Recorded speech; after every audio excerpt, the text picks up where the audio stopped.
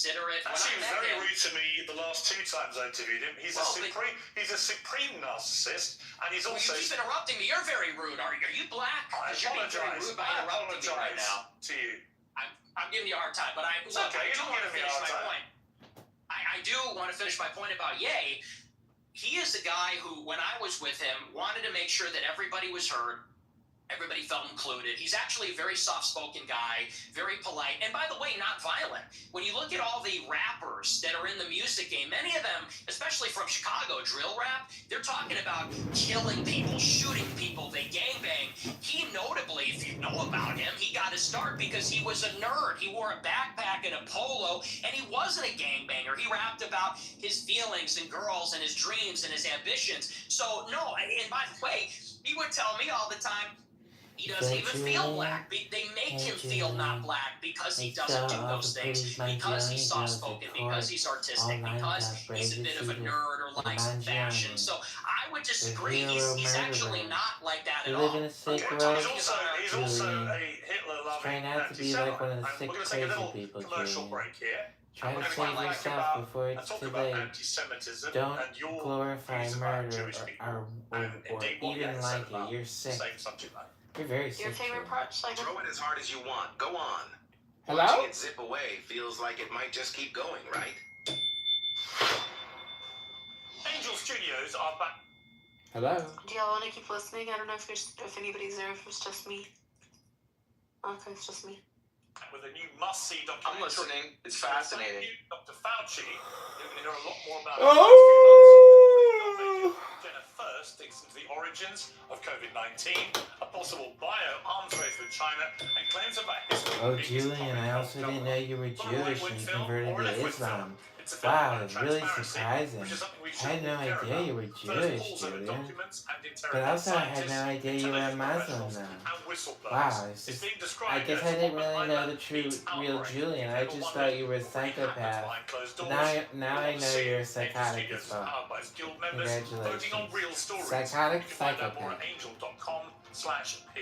Become a member, stream Thank You Dr. Fauci, and be part of the conversation demanding truth and accountability. Okay, back with Nick for Winters. Let's just turn to anti-Semitism. In your interview with Stephen Crowder last week, you answered emphatically that you don't hate all Jews. Is that correct? That's your position? Yes. Okay. So I want to play you this clip. Well, I don't hate any Jews. Let me just amend that. I don't hate any Jews. Okay. Let's play this clip. The reason I've added is because my opposition to world Jewry and Israel is rooted in absolute, uncontestable fact. We have the truth on our side. That's why we're winning. Because we are telling the truth about the historical antagonism between Jews and Europeans, between Jews and Christians. The theological, historical, racial, cultural, and political antagonisms between organized Jewry and the Christians, organized Jewry and Europeans. And the reason that we are winning that argument is because it's real, it's true. I can prove it, I can show you, I can name the names, I can show you the paper trail, the money. That is why we're winning. That is why all of this is raising the consciousness. When you... I just want to be clear. Nowhere in that clip does he say he hates Jews, yet he uses that clip and he says nothing like that compares to... Scarface, shut the fuck up. Nobody cares about your opinion. Put Nick Fuentes back on, Scarface. YouTube does. That's why I said it, just from your YouTube. I would, but I don't have mod. Just kick him. Go fuck yourself, Simon, you disgusting little fucking dandruff flake. You sick? You have this obligation. It's one thing to criticize, for example, the Israeli government over what's been doing in Gaza. I've done that myself. When you talk about world Jewry, I presume you're talking about the 15 million Jews in the world, and you are opposed to them. How does that square with your position that you don't hate any Jews? Retarded question. Abby, did you like it that I called her Scarface? That's my new What nickname do you for mean her. by that? Just keep calling her Scarface all the time. do you take issue with it? Do you have a problem with that? Clarify what you mean by it. Well, it's funny you bring that up. The gaslighting's crazy because I use that expression on my show all the time. I say organized Jewry, world Jewry, and do you know that for like 30 years, the World Jewish Congress has an annual keynote called the State of World Jewry? Mary Weiss has given it. You can look it up, it's on YouTube. She gives the State of World Jewry address. Nick, what do you mean by that? I mean, you have to talk about, there's the concept of Jewish peoplehood. It's the sense that they are part of a common nationality, a common tribe, a common people, and so where they reside in Israel, the United States, or Europe, or elsewhere, they see each other above, or maybe on a different level, alongside their nationality, their state, wherever they reside. If they're in Germany, France, the United States, they see themselves as part of a transnational nation, of an international nation. The Jews in America, the Jews in Israel, they identify as Israeli or American, but they also have something in common. They identify as part of a common nation, which I would say there's a war. With the name range in it. People come to this truck, and then it was asking. Then freedom is one of my key things that I value when it comes. Yo, happy birthday, Sella! Congratulations, girl! Happy birthday! Digital birthday party. Would you get her? She wanted everybody to cash up her $100. So I want to tell her the truth of the earth and let her know that at birth, when you're from the earth, the truth of the earth is always going to be communication. no, that's fuck. Hello? Happy birthday, Sella! Congratulations, baby. You made it. Hey, man, stop being a fucking creep faggot, man. Creep faggot, man. You the one on the bus molesting little girls.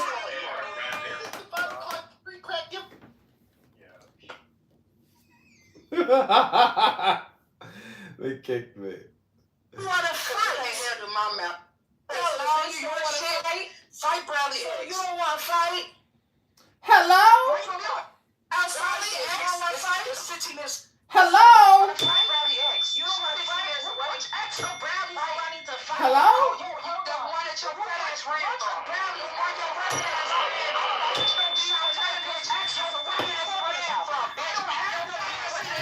Hello?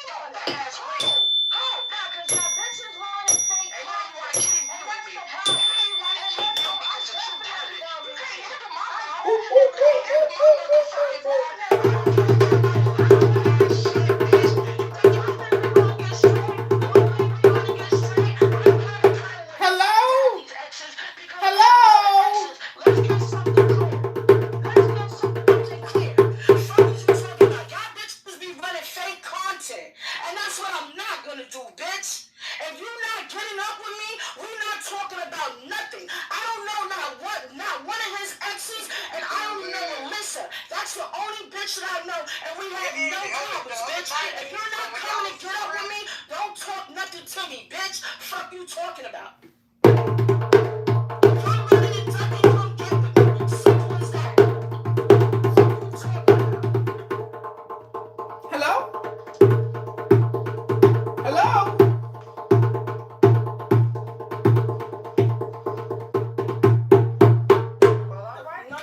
Because the crazy thing is they saying I'm running from Bradley X. I don't even know no ex of his, but honey dated him. Of the number of Jewish people who were murdered by the Nazis. It's been said that you believe no more than several 100,000 have been killed. And I want to play you this clip. People talk about, well, you know, what about the gas chambers? Well, to the extent that that's real, I find that hard to believe, but to the extent that's real, there have been atrocities committed, genocides committed, in all times and all places. Let's acknowledge why gas is being shut down. Because that offers a political benefit. That doesn't really sound correct to me. Wait a second. 100% badge of cookies. We have 15 ovens. Probably 4 different dishes, right? Every day for 5 years. How long would it take? Would it make $6 million? Yeah, every job. I don't know. It certainly wouldn't be 5 years, right? The math doesn't seem to add up. Black Friday gift. Wait, if you guys watch the Pierce Morgan Sorry. every night like I do.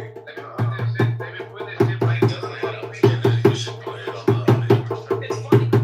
I'm so bored. It's amusing what you're doing because, you know, that was a show. You want to talk seriously about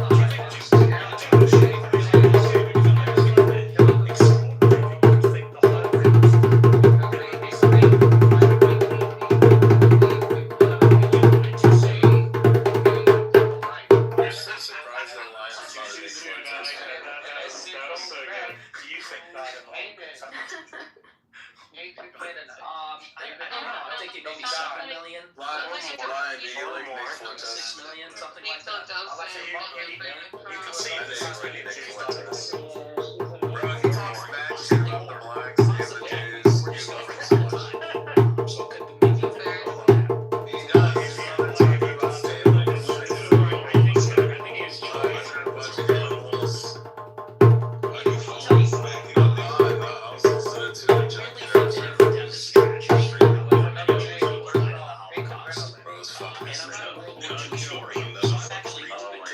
the official narrative.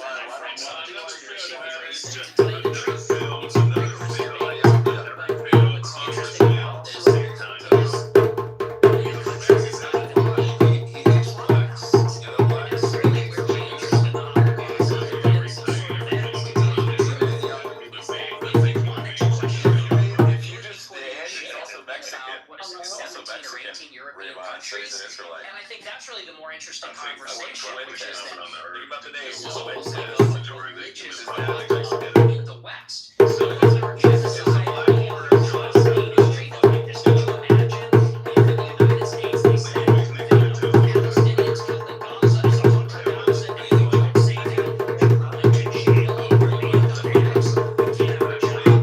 That's the part that's totally insane. And a lot of people, they can't even make up their minds. I think it's actually done a disservice. If your goal, and I'm not saying you, Ms. Piers Morgan, but if your goal, if you're an advocate for awareness about this, if your goal is to convince everybody that this is the way the Holocaust happened, I think the last thing you want to do is say that everyone that disagrees is in jail and is banned and you're not allowed to say it. So there's really been no open debate about the subject since these scholarships started being produced about 60 years ago. There is no debate to be had about the number of people who were murdered. Even the Nazis in the trials after. Oh, well, that's it. Yeah. That's what we said. The amount of You don't never want to go talk no man. What do you want to argue with a woman? Hold on. So I'm about to go back. The amount of documentation that was saved and used trials historical record is unprecedented in the history of mass slaughter of human beings. So we have a very clear idea of how many people were gassed to death in the gas station. We don't even know how many people died in Gaza. We kept in ghettos, I know, right? died of disease, of forced labour, of death marches. We know how many Jews were slaughtered. It's at least 6 million.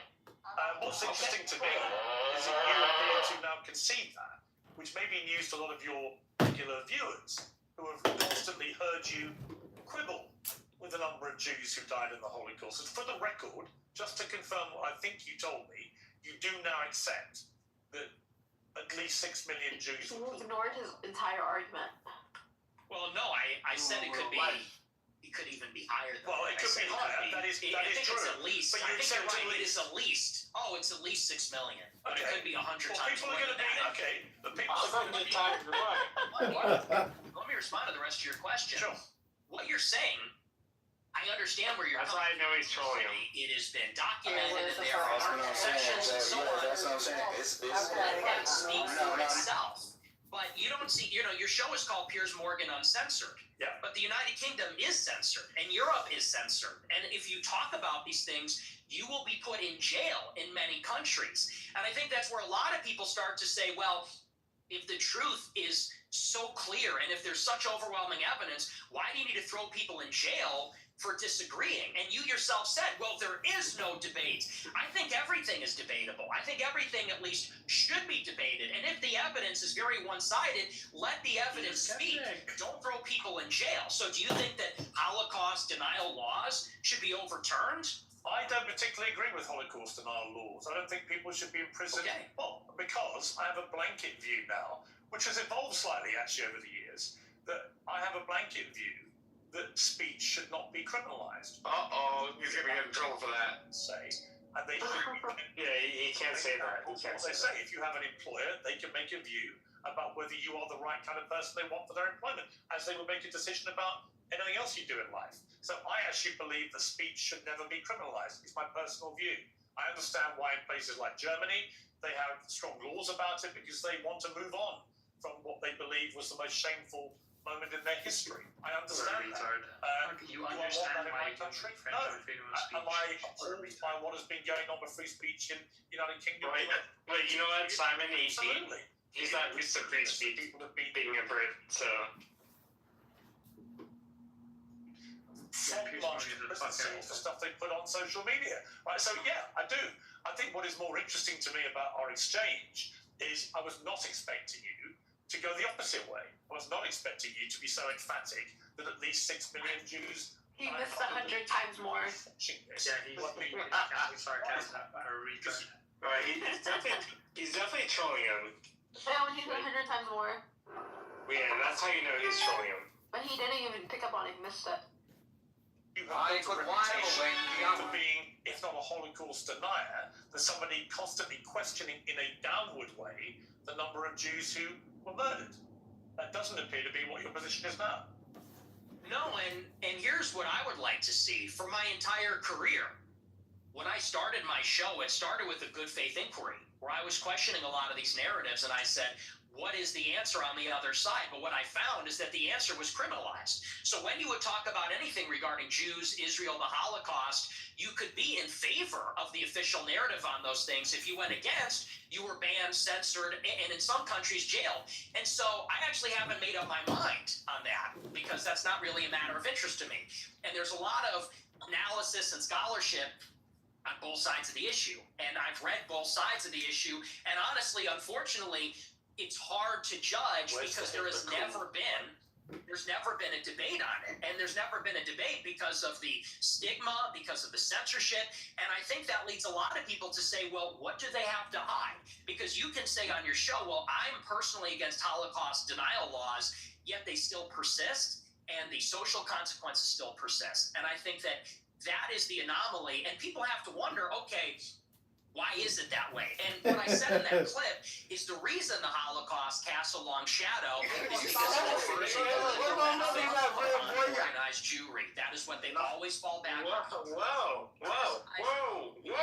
Cannot be talked about. When you say that too much, you interrupt it. David?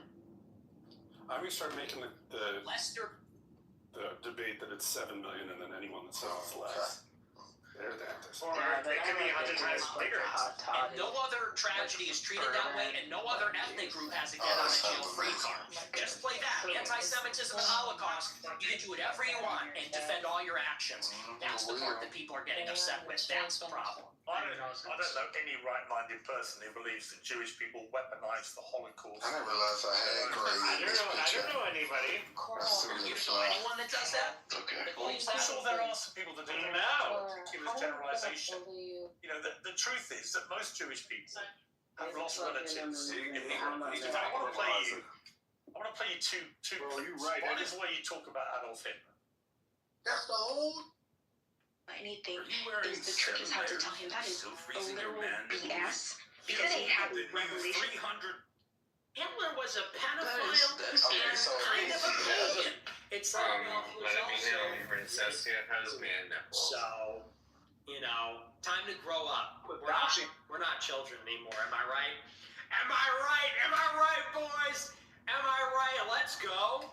He was also really fucking That's a totally different thing. That's literally Hitler was not cool. That's So not I don't know how you got adoption now. Transfer the will. Yeah, and when we say that these are all incarnational realities, and every time I said God manifested in the flesh, incarnation. One of them. And I'm tired of pretending. Bro. Well, To be honest. this is the problem, you see. It's a bit like when you just say, I'm a racist. You're a racist, you think Hitler's cool, but you're not anti-Semitic. If you're a Jewish person watching this, what are they thinking? I'll tell you what they're thinking, because I've got a friend of mine called Danny Finkelstein, who... little Danny.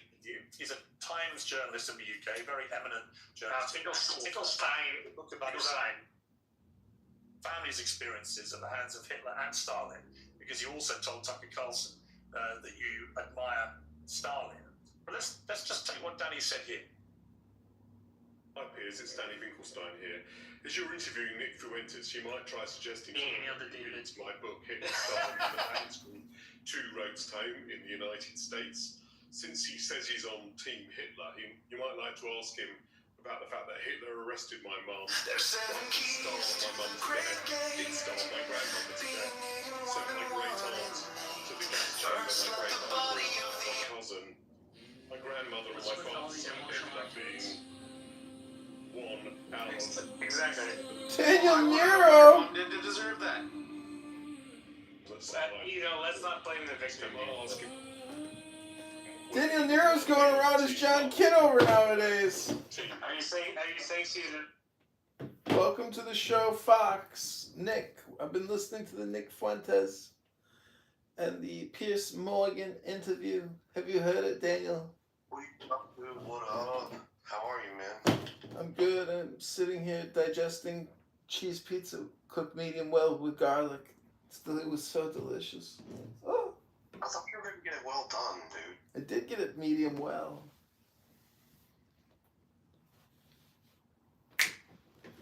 Welcome back to the show, Daniel. Did you like our segment with John Lee earlier? Yeah, it was fucking fantastic as usual. Fuck yeah. John Lee is just... You really won him over, dude. He's not usually like that.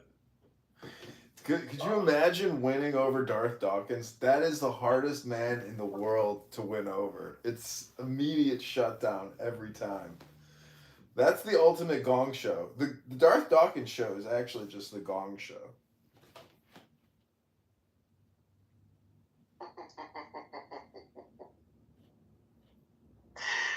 Yeah, man. He's very quick to the... very quick to fucking boot people, though. That gong goes off quick. Yeah. State your world position, and then I'm gonna kick you. That's the show, basically. Where the fuck is Fatima? What's she up to? Fatima's probably taking a break because, she went so hard for multiple days, and then she's probably like, these fucking guys are, like, creating rooms with my name. I should take a break. It's getting way too serious. Plus, she has a brother with a heroin addiction, so, maybe she is nursing her brother. I listened to some of your interview last night, and then eventually I went to sleep, but I did let it run, so, you've been caught in my YouTube web of despair. Somewhere amongst thousands of videos is Daniel Nero having a one-on-one. I'm honored. I was hoping that I saw you in there. I hope you were hoping you were recording. I hope it was good content. I enjoyed it. I thought it was fun.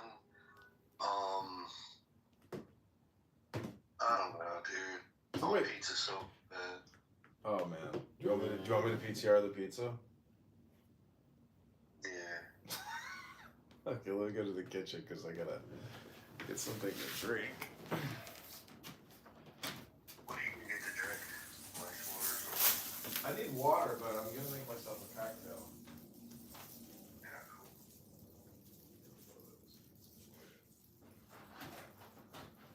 It's kind of funny, the guy who delivered it, like, I gave him a $5 tip, but they're still thinking you're gonna, like, forget that you tipped and give them cash at the front door. So they kind of, like, linger a little bit, you know? They're like, and they also take the pizza out of the bag slowly. They say, that pizza smells good. And then when there's no cash tip, they walk away very slowly like, motherfucker. They're double dipping. They're trying to get two. Yeah, they're, tips. fuck yeah, dude. If you were a pizza delivery man, every single time you went to that door, you'd have the most optimistic motherfucking attitude in the world. Hell yeah, dude. But, yeah, the Nick Fuentes interview is pretty interesting. It is interesting because you don't hear a white male perspective on anything. So, you know, that cuts through the matrix very quickly, and thus why so many people are listening to it. But... oh my god, that looked fantastic, dude. Yeah. It looks so good. Fucking, oh, dude. Looks nice and light and crispy. Mm-hmm. Nice and browned. Mm-hmm. Garlic. That's the secret. Just garlic. That's it. No meat, just garlic. Your breath is gonna stink, but you're gonna be in paradise. Pizza paradise. Nick Fuentes, honestly. Huh? What's your view on Nick Fuentes, honestly? Everyone is a hypocrite. He is a hypocrite, and thus, you know, he's no saint. He might be more accurate in his analysis of the situation, which is crime is out of control. There seems to be no solutions to any of our social problems. And it does seem like it's possible that it is accelerating. And in Chicago, they tell us every single day that the crime numbers are down year over year, quarter over quarter. And you're like, no, it's not. No way. Don't believe any of it. So it's not really about what do I think about somebody named Nick. It's really, what am I going to do to optimize my situation? Because Nick is the fox, you know. I want to be the wolf, but I also want to be the fox. I want to be smart as the dove, smart as the snake, as peaceful as the dove. And so Nick Fuentes, because he doesn't have transcendent psychology, and he is such a literalist, he is not providing an education service to his audience. He's providing hate speech. He's not providing peace speech. He's providing fighting war speeches as opposed to meditation education. He's not playing music. So those are my thoughts on... Fantastic. This is a little tangent, but what do you think of Clubhouse in general? It just doesn't seem, it's like, it doesn't seem like the most popular or the most traffic or the most lucrative, or, you know, why do you like it? What do you like about this platform? It's free.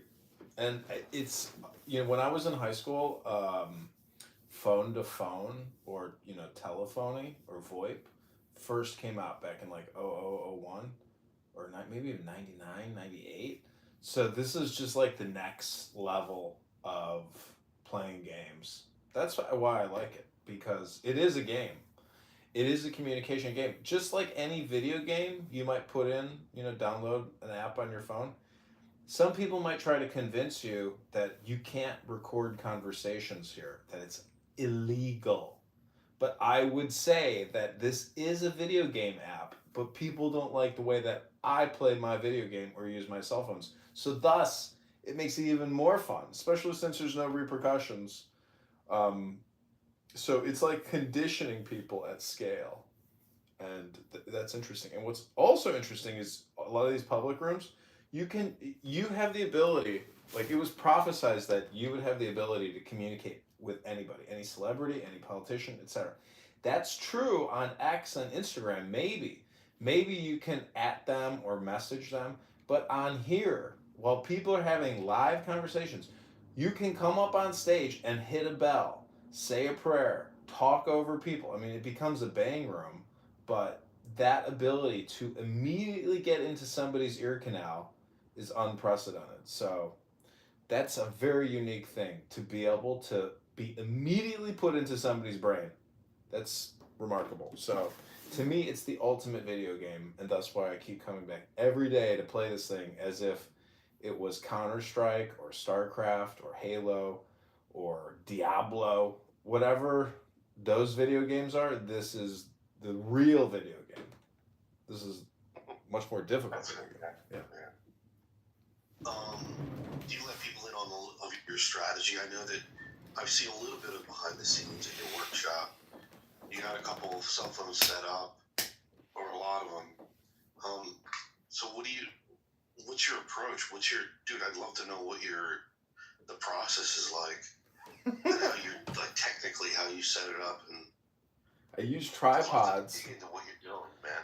It's all taking place in two offices. One is my upstairs office, one is my downstairs office. Downstairs right now, there's no audio. And up here, I just maximized every single tripod I bought. Right now, there's 15 YouTube lives going. And basically, my organizational approach is, there's no grand strategy or plan. There's nothing I'm working towards. It's simply organizing. So I want every phone working, and that means I need a cable for every phone. I'm all out of cables, so I can't have any more phones working. I have no more tripods. I have no more phones working. I want to expand my live streaming operation, and I just take it day to day, moment to moment, and I enjoy the process. I'm not rushing anything. Yeah, that's fantastic.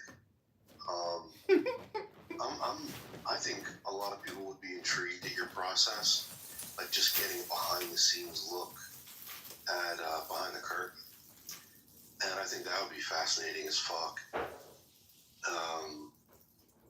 To make a small documentary, just showing what you're up to. I really do think it will be cool. Just the art behind it, Dennis, what's up, Bubba?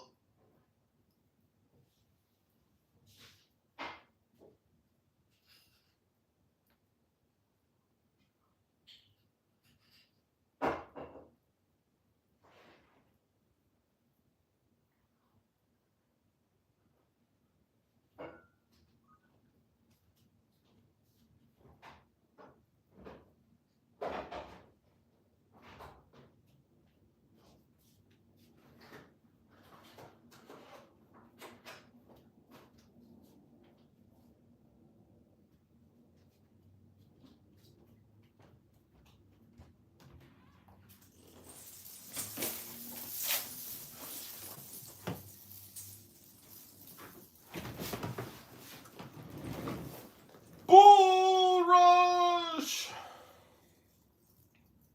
Bull Rush. Bull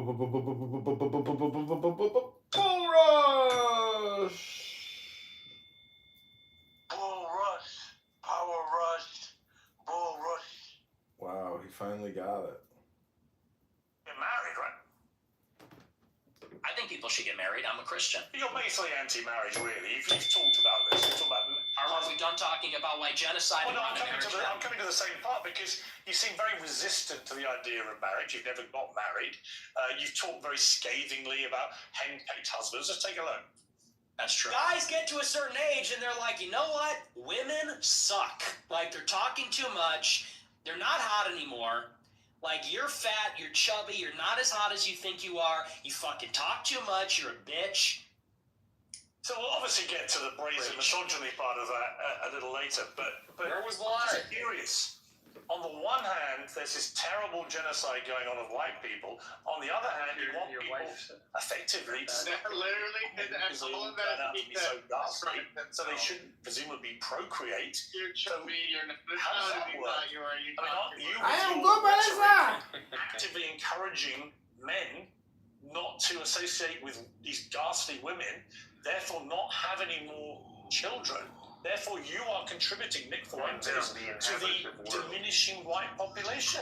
The genocide of his own people. I tell my followers to get married all the time. I tell them that it's best for everybody to get married, and I think as I say, not as I do. Have sex. I think that's the only listed way as a Catholic is to have sex is within marriage. Why don't you get married? I'll get married later. It's been difficult for me because people are shooting at me at my house. I don't know that I don't want to have kids and a wife. You know, my wife would be screaming about that. Me, you know, I have to be able to take risks and be able to say these things. It's difficult to bring a family into a life that's like that. But for my followers, I tell them to get married. But what's happening with women... You literally just told your followers, hang on, in that clip you literally told followers, women, they get old, they get fat, they get ugly, they get very annoying. So where's the incentive to get married to women? There isn't one. You're extrapolating a lot. Just quoting you back yourself again. No, but you're extrapolating and saying, well, you say women are annoying, so therefore, what's the incentive? We have to do it in spite of the fact that they are annoying. We have to do it in spite of the fact that they talk too much. We can get them to lose weight. We can put them on peptides. We can get them to the promised land. It's going to be... Oh, you should see my DMs. It is quite the opposite. They're called the Groy Bets, and I'm actually batting them away. Granted, not all of them are attractive. Some of them are attractive. Just to clear up one of the many things the answer is, you haven't got to answer. But are you actually attracted to women?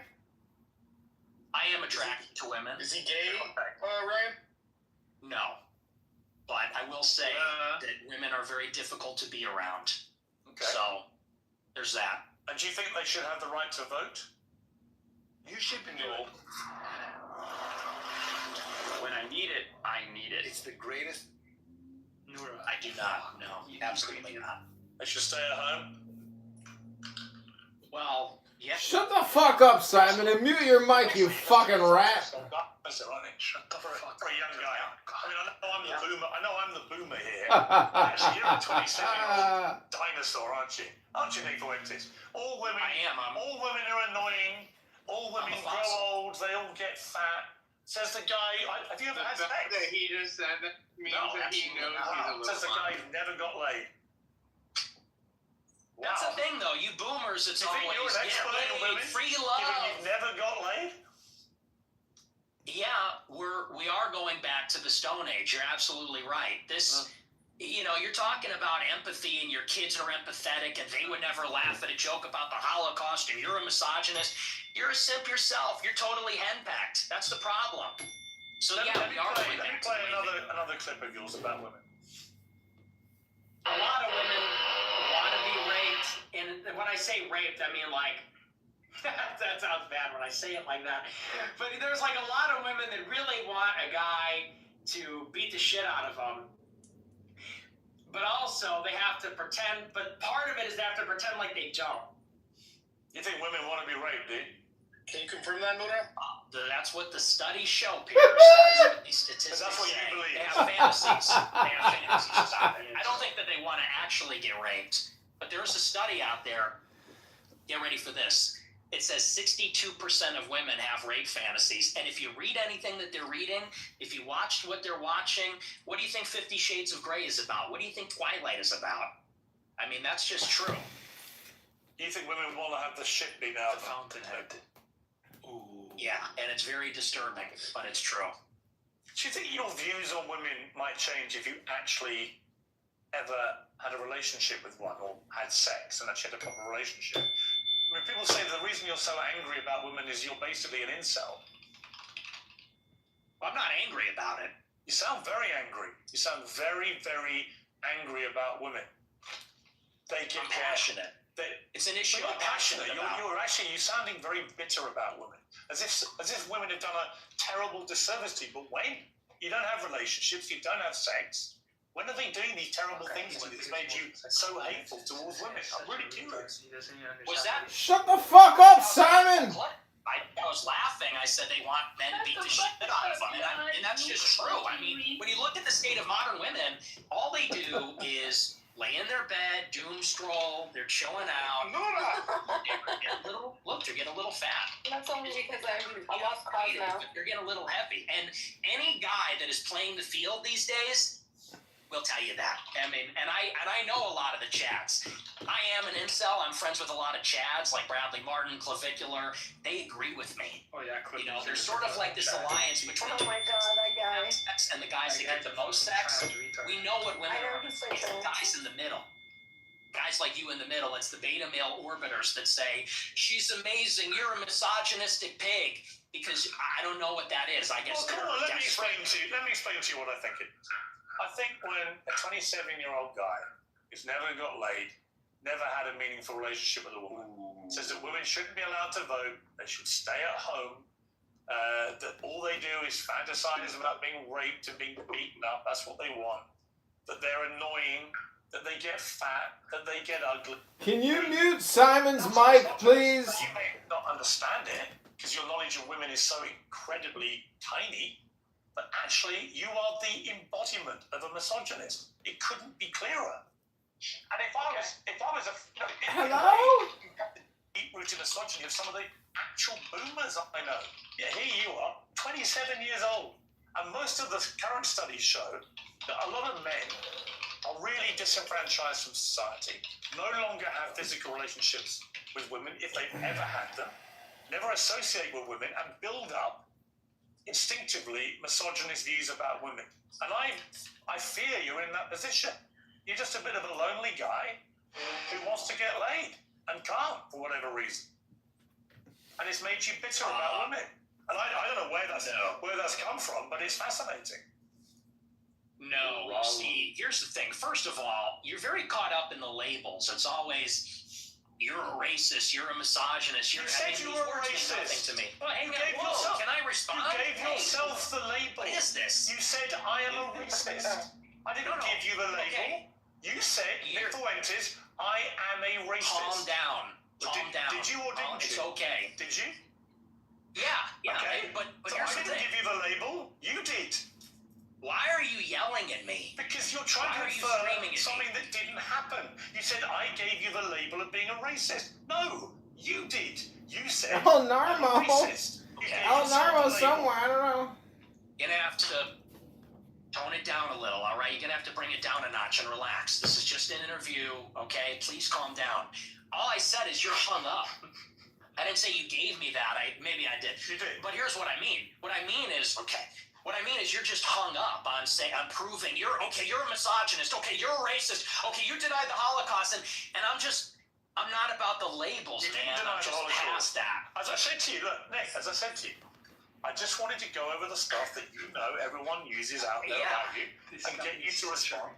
And we are getting, I think, a long way in this interview. Right? You didn't deny the Holocaust. You accepted there's been a Holocaust of at least 6 million Jews. I'm a maximalist. I'm a Holocaust. That is significant. You did admit you're a racist, and you have spelled out a thought process about women, which is the purest definition of misogyny that I've ever seen. And you said, okay, so we're getting somewhere. Didn't say I hate women. Yeah. Well, look, and I own the labels, okay? But I just don't care that much about them. That's right. I feel like the whole. I'm not saying this is like a weird. I'm not saying you have to care, Nick. You don't have to care about any of it. I promise you. Right? That's not why I got you on the show. I wanted to give you a fair crack, which I think I have. We've gone over a lot of stuff. We've got a bit more to go on. I genuinely don't think I've ambushed you with anything you couldn't have been expecting. No. I don't think I've been overtly hostile. In fact, when you've asked me to calm down, I've calmed down. I don't want to have a hostile angry, shouty match with you. I simply want you to spell out exactly what you've meant about all these things, and people can then be the judge of them. So let's take another break, and we'll come back and talk about Donald Trump, Tucker Carlson, Candace Owens, and others. Hello? It is peak time for online shopping sprees, but that also means it's peak time for hackers and data brokers who steal your information online. The solution is very simple. Use ExpressVPN to shut them down. Top-tier encryption. But you've grown increasingly... Simon, what are you thinking about this subjectionist debate conversation, Simon? I'm just thinking that you gotta shut the fuck up, John. Jesus, Simon, no profanity, please. We played this game in the first term. We're 10 years in. Hello? And you still have these people, I hate to say it, but they're relax. just like in denial. And they're like, okay, everybody, let's all go on Twitter and let's tell Trump, don't screw over your voters. Okay. Hey, Trump, don't hire John Radcliffe in the CIA. Like, what are we doing? We lost. It's over. The time to make demands was during the election when he needed the votes. He's a lame duck president. He doesn't need anything from us. The Bull He's Rush not King even is on here. Twitter. He's on Truth Social. So what are you talking about? We're going to all rally and tell him, don't hire yet another neocon? Now, over the weekend, you posted this on X. You said performative cruelty is the perfect phrase to characterize the Trump admin and the mood of the MAGA movement. In order to compensate for his compromises and failures, Trump has to fall back on mean-spiritedness to appeal to the basest instincts of his followers. It's really sad. I mean, do you think you're the best person, Nick Fuentes, to lecture people about performative cruelty? Why? Are you accusing me of being cruel? Is that what that is? Yeah. How am I cruel? You're cruel about black people. You're cruel about women. I mean, you're cruel about a lot of people, and you're very performative. Okay. I don't think I'm performative. If anything, everyone else is performative. I'm authentic. You know, whatever you want to say about me, it's real. It's from the gut. But yes, I do think it's performative. And what I mean by that is, you know, when they're doing the deportations, they know the deportations are not where the base wants them to be. They deported, the figures are disputed, but from my data, it's 300,000 in the year, which is not a massive deportation. They know the base is unhappy with that. So what do?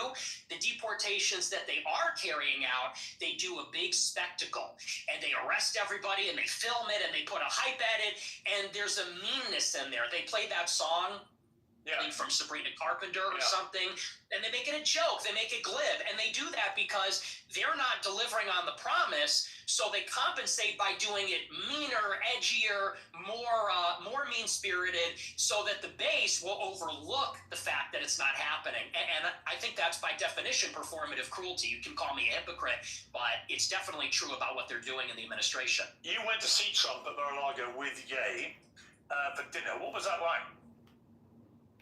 It was very interesting. They're my two heroes. Ye is my hero. Trump is my hero. Even though he's very disappointing, I still a personal hero of mine. And he's a remarkable person. It was a great conversation. We got along pretty well. He liked me. I liked him. It was a love fest. I mean, he got attacked afterwards for supping with the white supremacist devil. I mean, do you accept you are a white supremacist? Well, that's the A. No, absolutely not. You don't think white people are superior to black people? No, I'm a Christian, so I believe everybody is equal before God. Including women? Yes. So you give women equal rights, then? No. Right. No. Right. Okay. So you just talked a lot of bullshit, didn't you? Well, no. I mean, now you just moved the goalposts. Why Are you a white like mad about supremacist? this? No. You want women to be treated equally before God, but you don't want to give them equal rights. Yeah, because women and men it's are fine, different. no, Do you believe there are two genders? It's your view. Do you think there's two genders? I do think there are two genders, yes. Okay, and so you mean there's distinction. There are two distinct genders. I think we should all have the same rights to... Well, if they're meaningfully distinct, biologically distinct, and they have different social and biological roles, I think it would follow that we would treat them a little bit differently in the law. Do you think the Catholic Church's teachings reflect that?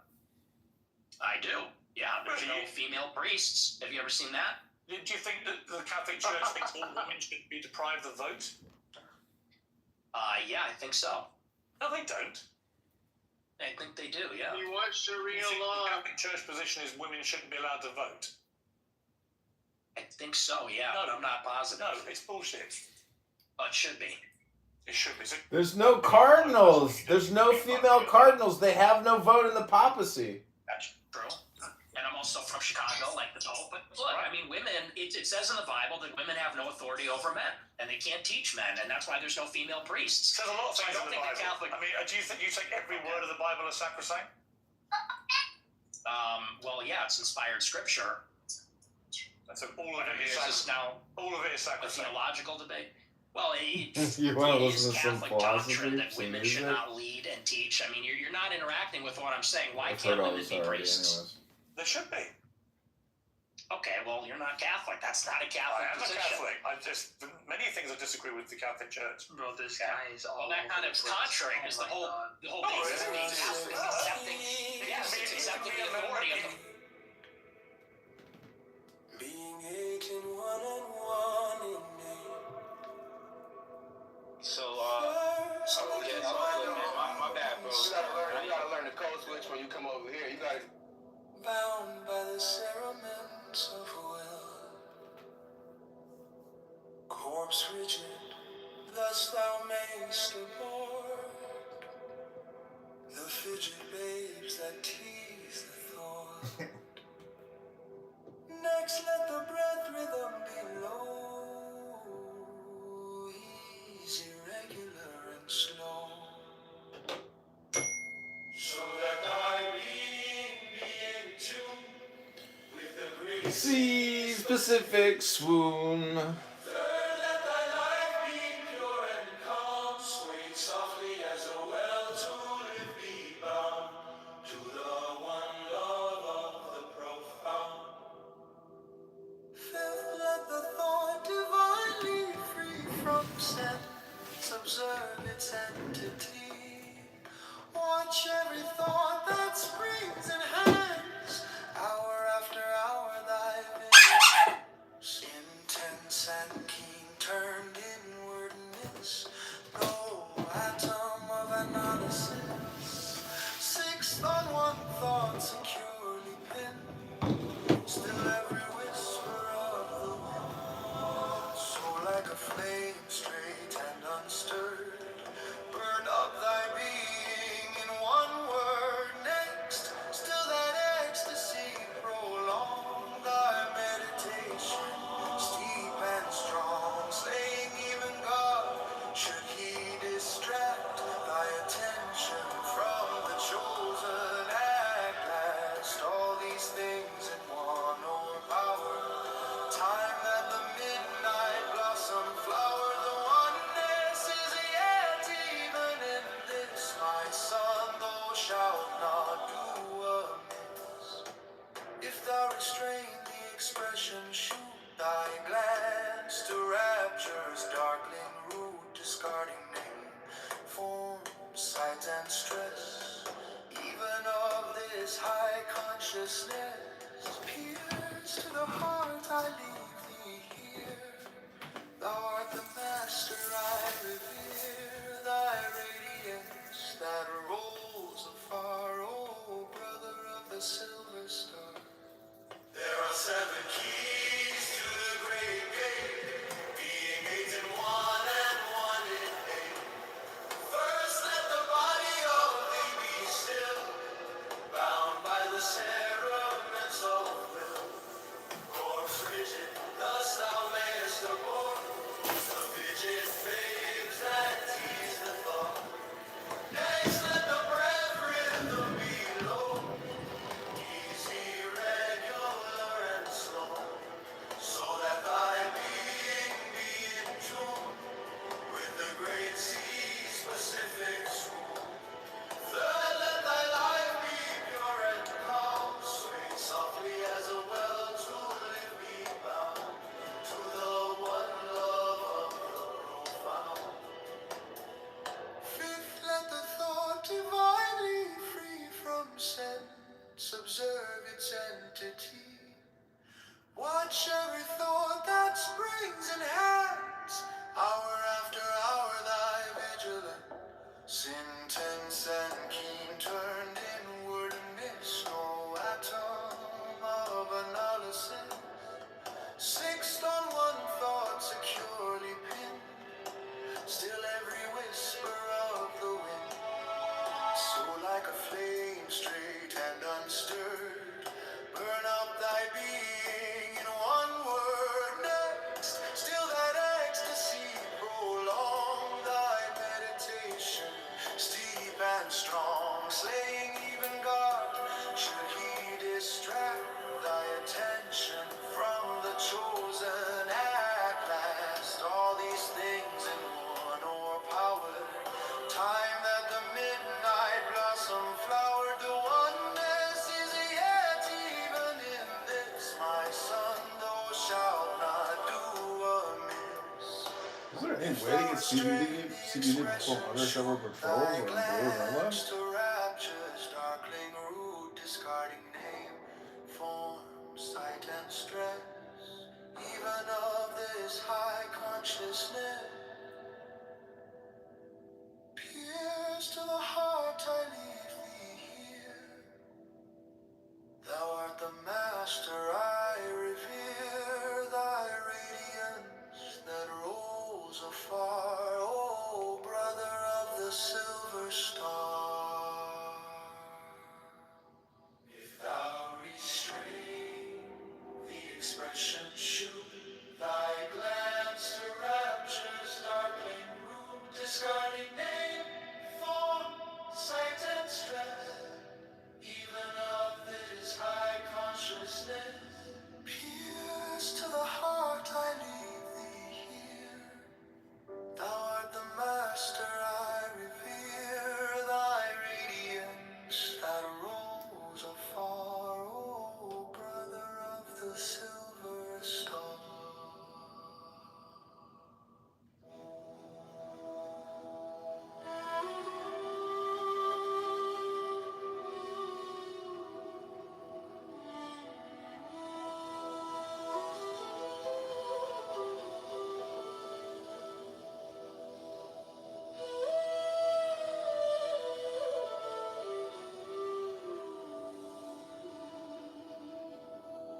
There are 7 keys to the great gate, being 8 in one and 1 in 8.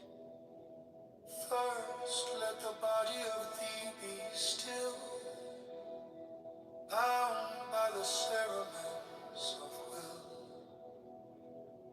Corpse rigid, thus thou mayst abort the fidget babes that tease the thought. Next, let the breath rhythm be low, easy, Because it's not capable. and slow, so that thy being be in tune with the great sea's Pacific swoon.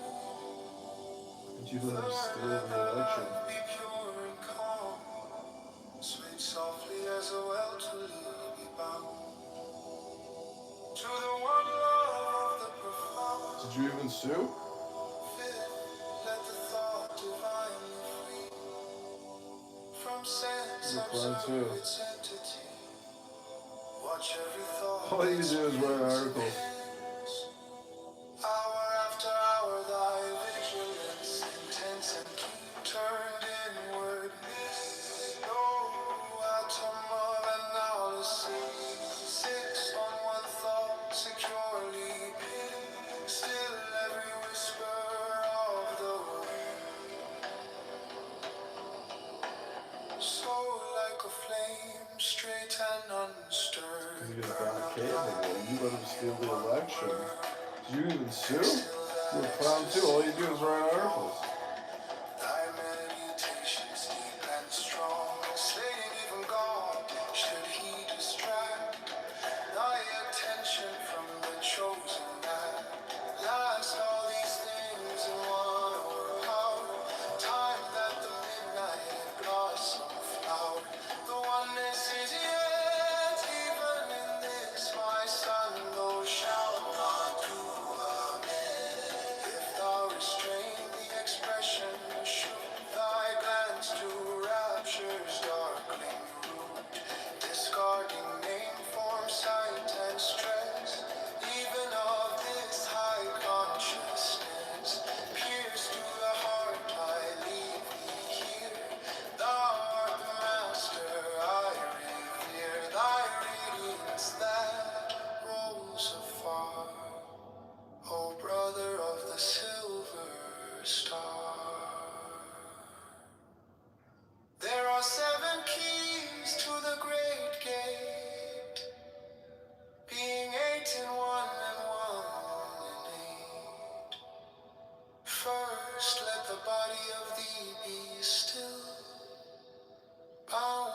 the cerements of will. Corpse rigid, thus thou mayest abort the fidget babes that tease the thought. Next, let the breath rhythm be low, easy, regular, and slow, so that thy being be in tune with the great sea's Pacific swoon. Third, let thy life be pure and calm, swayed softly as a well-to-leave be bound to the one love of the profound. Fifth, let the thought divinely free from sense observe its entity.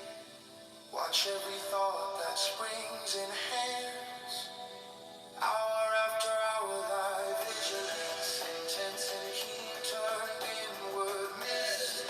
No atom of analysis, fixed on one thought securely pinned. Still every whisper of the wind. So like a flame straight and unstirred, burn up thy being in one word.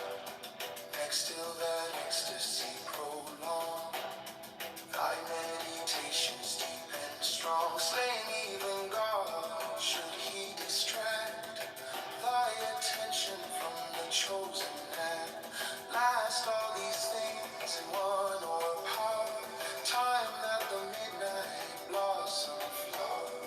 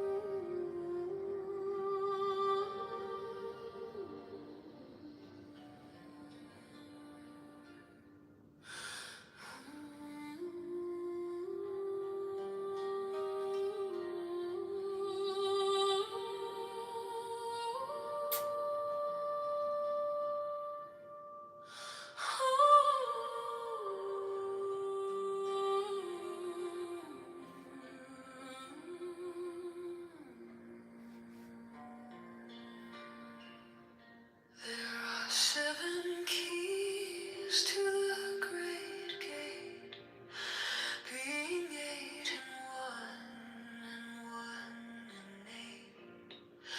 First let the body of thee be still, bound by the cerements of will. Corpse rigid, thus thou mayst abort the fidget babes that tease the thought. Next, let the breath rhythm be low, easy, regular, and slow, so that thy being be in tune with the great sea's Pacific swoon. Third, let thy life be pure and calm, swayed softly as a well-to-live be bound to the one love, the profound.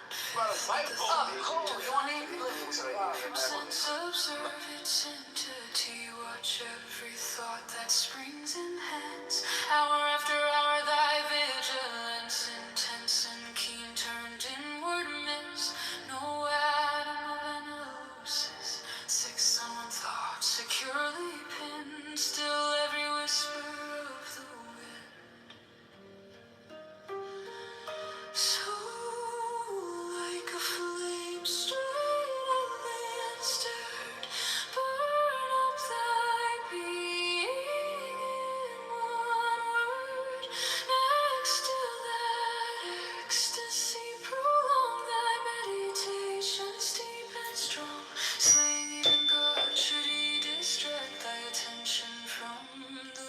chosen act. Last all these things in one overpowered. Time that the midnight blossom flowered. The oneness is yet even in this. My son, thou shalt not do amiss. If thou restrain the expression, shoot thy glance to rapture's darkling root, discarding name, form, sight, and stress. Even of this high consciousness, pierced to the heart, I leave thee here. Thou art the master, I revere thy radiance that rolls afar. O brother of the silver star.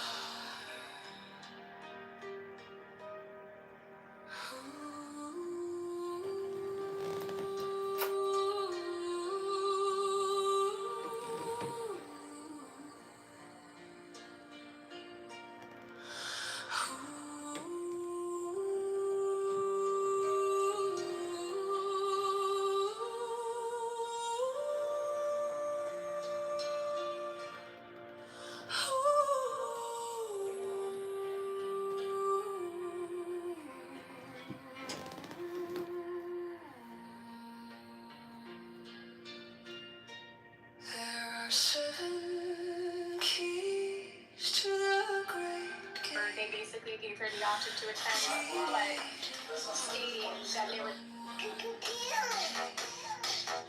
First, let the body of thee still, bound by the cerements of will.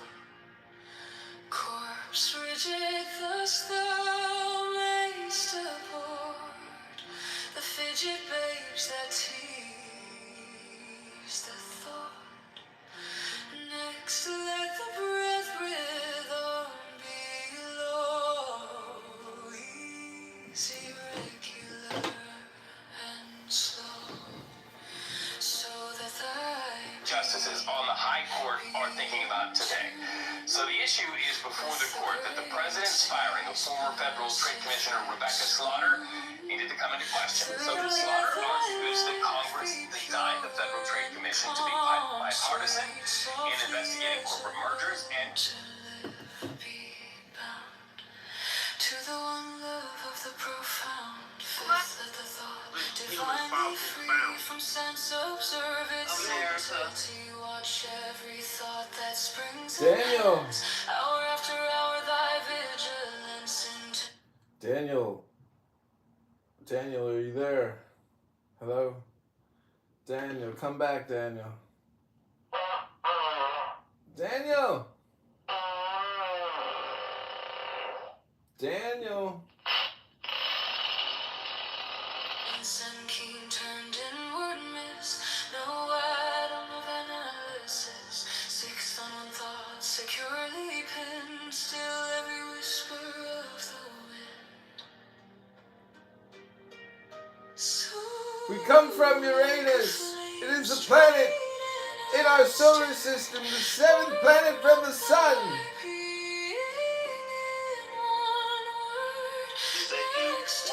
the United States that you mentioned. So I think that I didn't say that the president has that power. I actually said that he does not have that power. He doesn't have that power.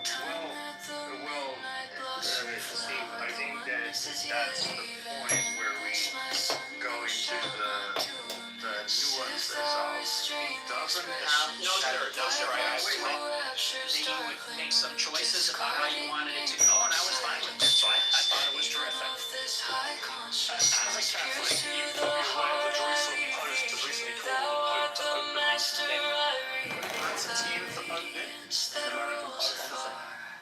It would be very disheartening, yes. Why? Because he's our spiritual leader. He's the head of the church. He's the vicar of Christ. So if he condemned it, that would be disheartening. And it would depend upon what he would say exactly. But yeah, I wouldn't like that. I wouldn't like that If at he all. condemned you because you've openly admitted to being a racist on this show. Oh, this racist. I would be disappointed if he said that, because I think that word racist, means something different to everybody, and so I think that's just silly. I think that's just semantic. Have you ever been in love in your life? Okay. Like romantically, no. Yeah. Never. No. Do you think that's part of the problem? What's the problem? You are in love. Oh, and what's the way I am? What are you trying to say? I've given people 2 hours of the way you are. You're unashamed about a lot of it. He's saying you're gay.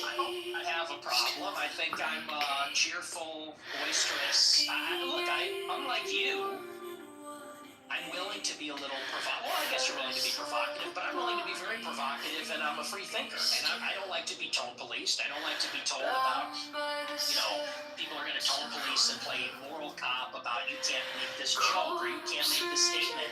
And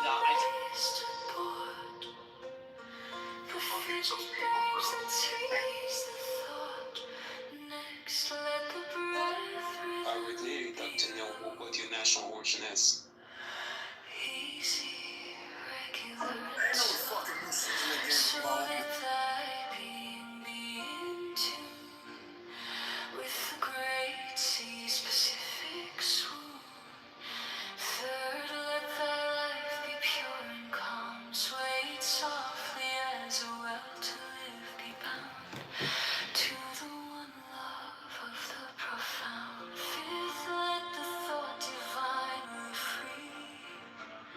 From sense observe its entity.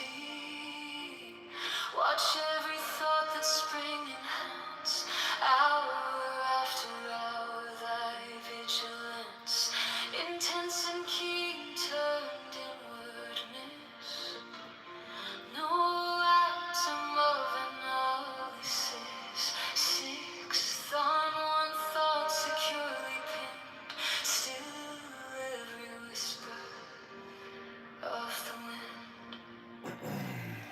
So like a flame, straight and undisturbed, burn up thy being in one word. Next, still that ecstasy prolong thy meditation steep and strong. Slaying even God, should he distract thy attention from the chosen act. Last all these things in one overpowered.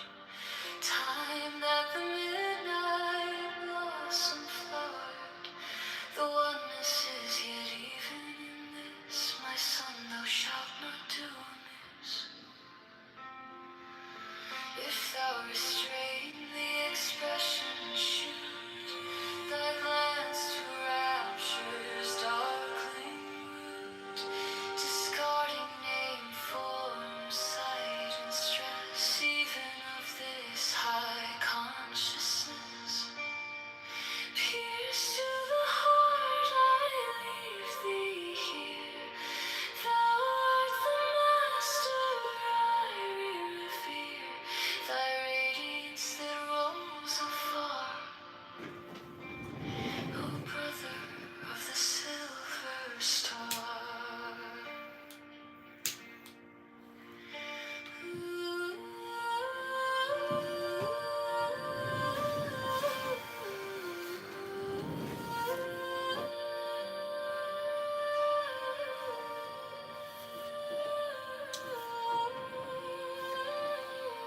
Hello? There are 7 keys to the great gate, being 8 and 1 and 1 in 8 first. Let the body of thee be still, bound by the cerements of will. Corpse rigid, thus thou mayst abort. The fidget babes, the tease, the thought next. Let the breath rhythm be low, easy, regular, and slow, so that thy being be in tune with the great sea's Pacific swoon. Third, let thy life be pure finds a will to live be bound to the one love of the profound. Fifth, let the thought divinely free from sense observe its entity. Watch every thought that spring enhance, hour after hour thy vigilance, intense and keen, turned inward miss. No atom of analysis, six on one thought securely pinned, still every whisper of the wind. So like a flame, straight and unstirred, burn up thy being in one word. Next, still that ecstasy prolong, thy meditations deep and strong, slaying even God should he distract thy attention from the chosen act. Last, all these things in one overpowered, time that the midnight blossom flowered. The oneness is yet even in this, my son, thou shalt not do amiss. If thou restrain the expression, shoot thy glance to rapture's darkling root, discarding name, form, sight, and stress, even of this high consciousness. Pierce to the heart, I leave thee here. Thou art the master I revere, thy radiance that rolls afar, O brother of the silver star.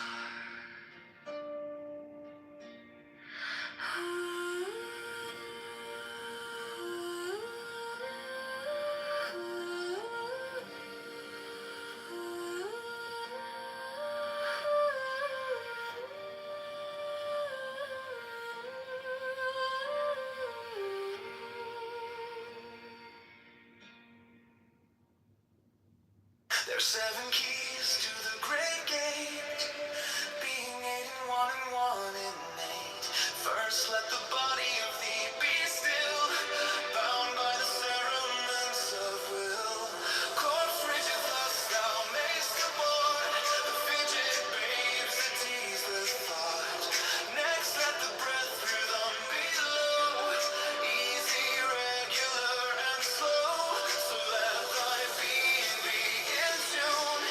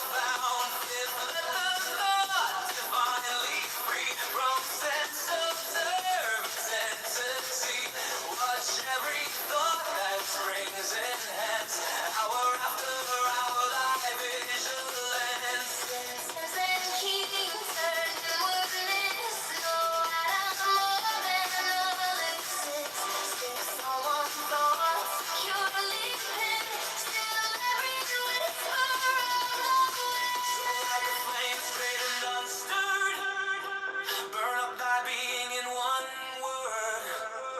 Next till that ecstasy prolonged, our meditations deep and strong. Slaying even God should he distract thy attention from the chosen act. Last all these things in one power. Time at the midnight blossom flower. The oneness is yet even in this. My son, thou shalt not do amiss.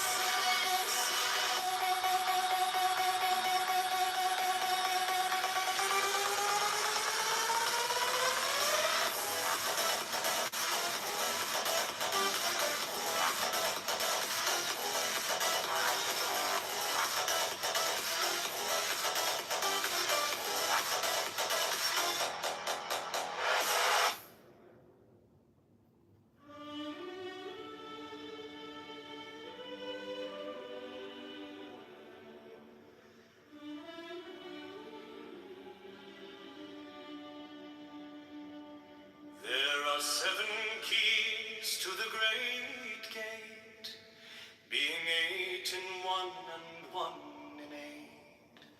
First let the body of thee be still, bound by the cerements of will. Corpse rigid, thus thou mayst abort the fidget babes that tease the thought. Next let the breath rhythm be known, easy, regular, and slow, so that thy being be in tune with the great sea's Pacific swoon. Third, let thy life be pure and calm, sweet softly as a well to live be bound. To the one love of the profound. Fifth, let the thought divinely free from sense observing entity. Watch every thought that springs enhance. Hour after hour thy vigilance intense, and keep turned inwardness. No atom of analysis. Sixth, on one thought securely pinned, still every whisper of the wind. So like a flame, straight and unstirred, burn up thy being in one word. Next till that ecstasy prolong, thy meditations deep and strong. Slaying even God should he distract thy attention from the chosen act. Last all these things in one o'erpowered. Time at the midnight blossom flower. The oneness is yet even in this. My son, thou shalt not do amiss. If thou restrain the expression, shoot thy glance to rapture's darkling root, discarding name, form, sight, and stress, even of this high consciousness. Pierce to the heart, I leave thee here. Thou art the master I revere. Thy radiance that rolls afar, O brother of the silver star. There are 7 keys to the great gate, being 8 in one and 1 in 8. First let the body of thee be still, bound by the cerements of will. Corpse rigid, thus thou mayst abort the fidget babes that tease the thought. Next let the breath rhythm be low, easy,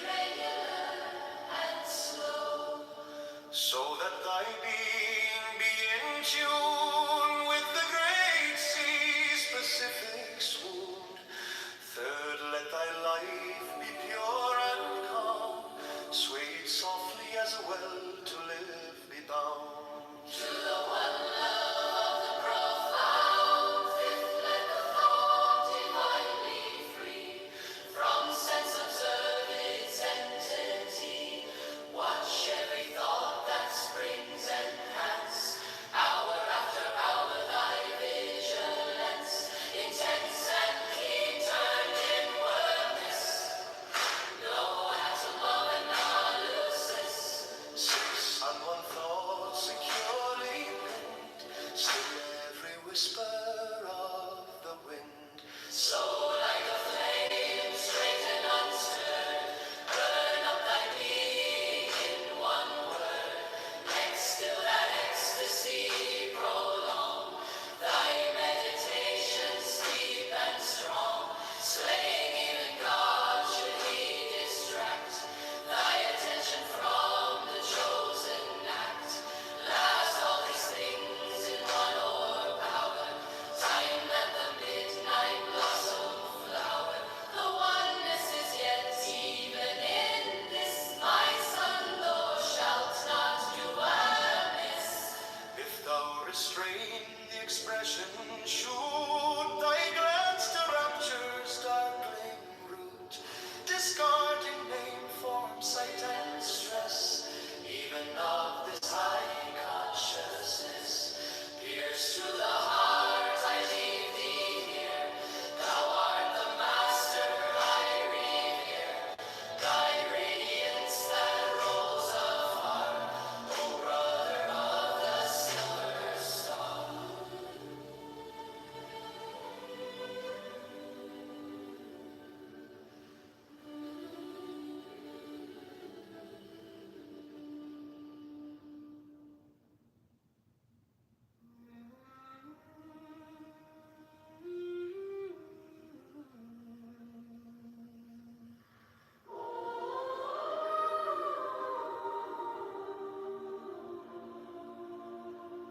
There are 7 keys to the great gate, being 8 in one and 1 in 8. First let the body of thee be still, bound by the cerements of will. Corpse rigid, thus thou mayst abort the fidget babes that tease the thought. Next let the breath rhythm be low, easy, regular, and slow, so that thy being be in tune with the great sea's Pacific swoon. Third, let thy life be pure and calm, sway softly as a will to live be bound to the one love of the profound. Fifth, let the thought divinely free from sense observe its entity. Watch every thought that springs enhance, hour after hour thy vigilance. Intense and keen turned inwardness, no atom of analysis. Sixth, on one thought securely pinned, still every whisper of the wind. So like a flame, straight and unstirred, burn up thy being in one word.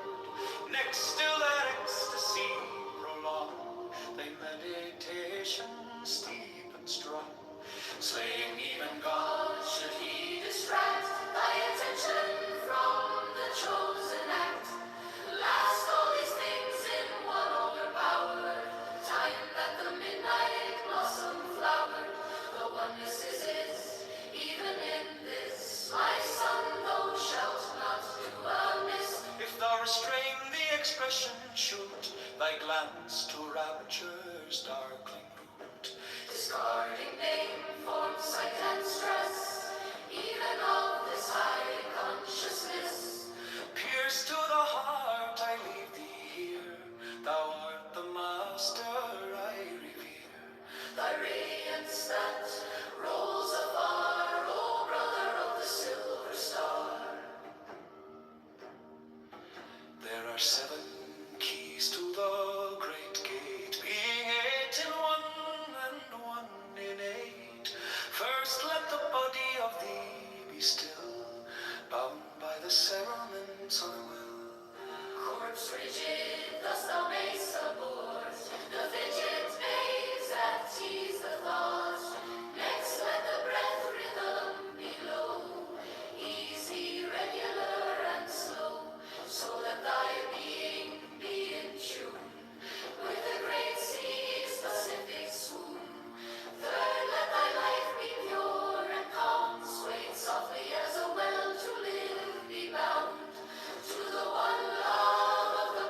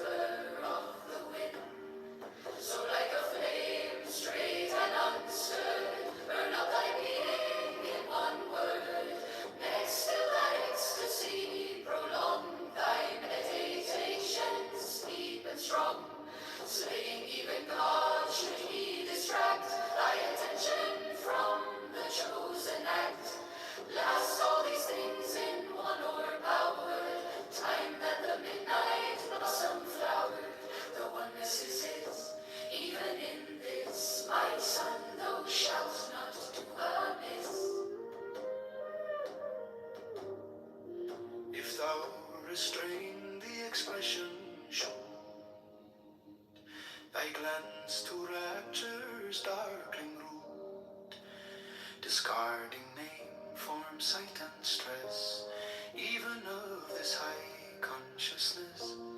Pierce to the heart, I leave thee here. Thou art the master I revere. Thy radiance that rolls afar, O brother of the silver star.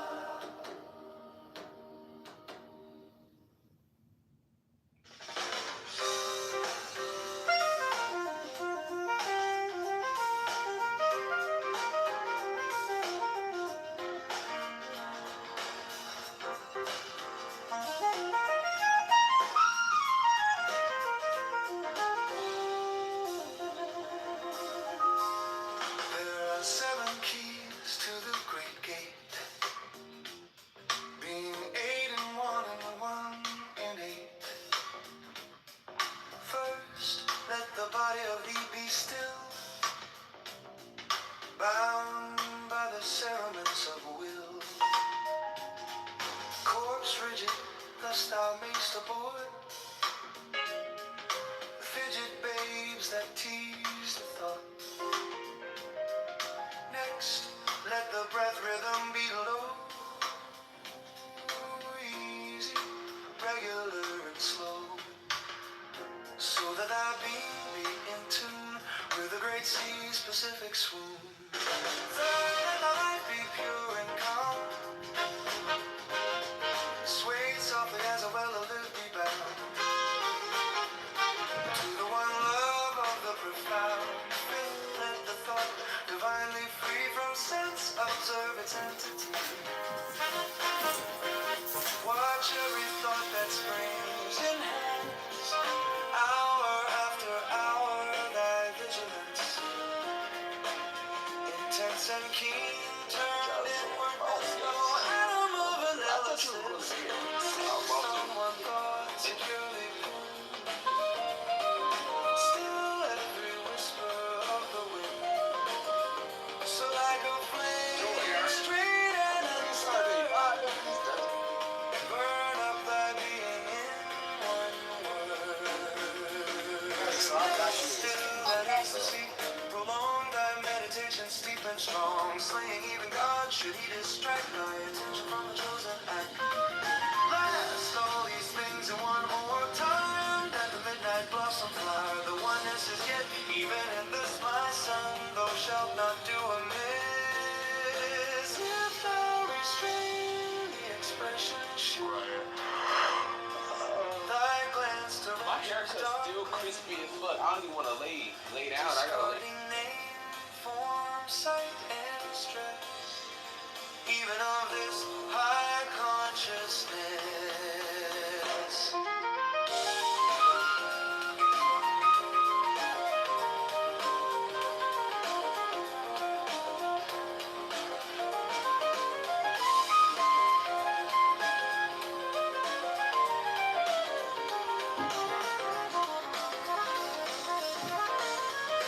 Here's to the heart I leave thee here. Thou art the master I revere. Thy radiance that rolls afar, O brother of the silver star.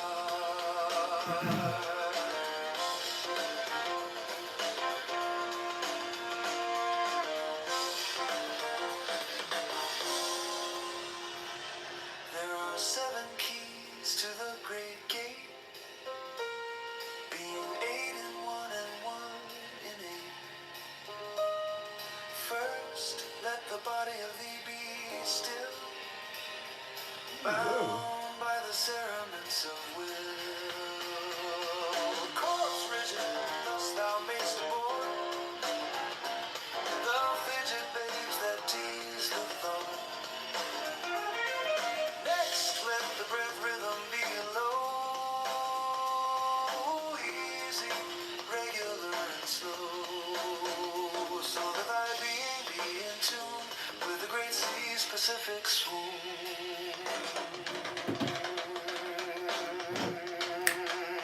Then let the life be pure and calm, sway softly as a that'll live me bound to the one love of the profound. Fifth, let the thought divinely free from sense observe its entity. Watch every thought that springs enhance hour after hour thy vigilance. Intense and keen, turned inward, miss no atom of analysis. Six on one thought, securely pinned. Still every whisper of the wind.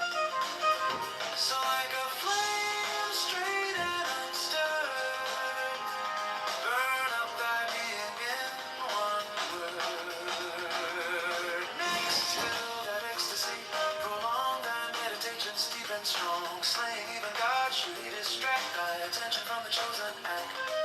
Last, all these things in one empowered time, that the midnight blossom flowered. The one is as yet, even in this my son, thou shalt not do amiss. If thou restrain the expression shoot, thy glance to rapture's darkling root, discarding name, form, sight, and stress, even of this high consciousness.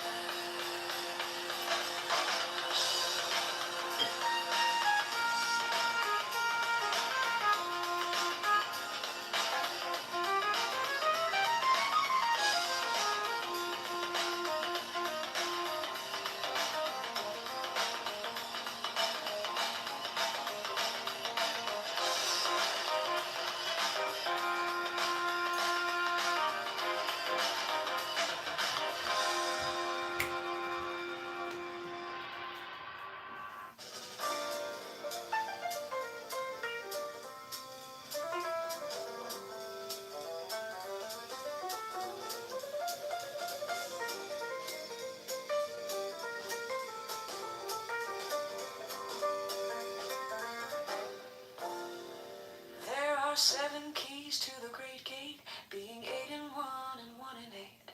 First, let the body of thee be still, bound by the cerements of will.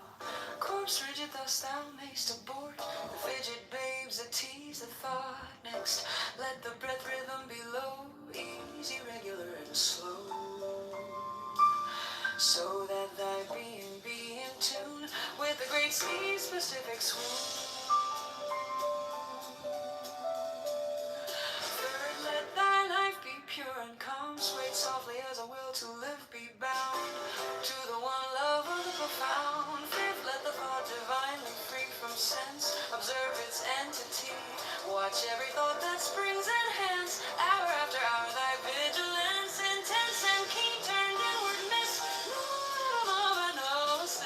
Sixth, on one thought securely pinned, still every whisper of the wind.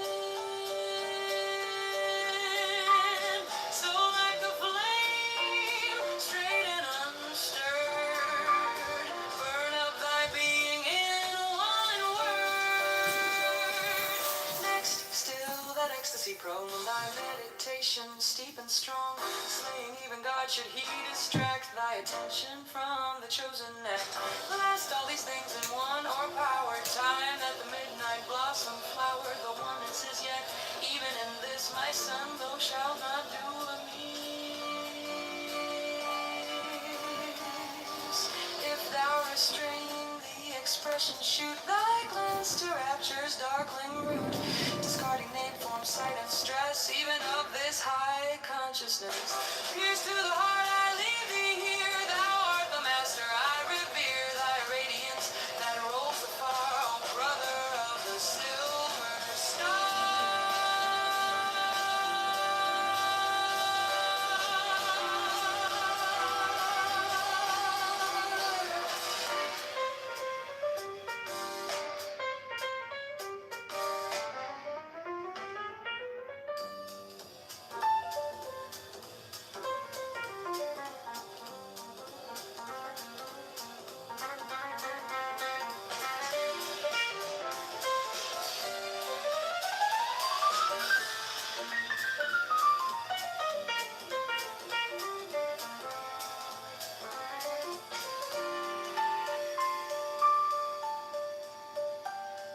are 7 keys to the great gate, being 8 in 1 and 1 in 8.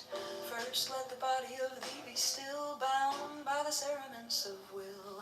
Corpse rigid thus thou mayst abort, the fidget babes that tease the thought. Next let the breath rhythm be low, easy, regular, and slow,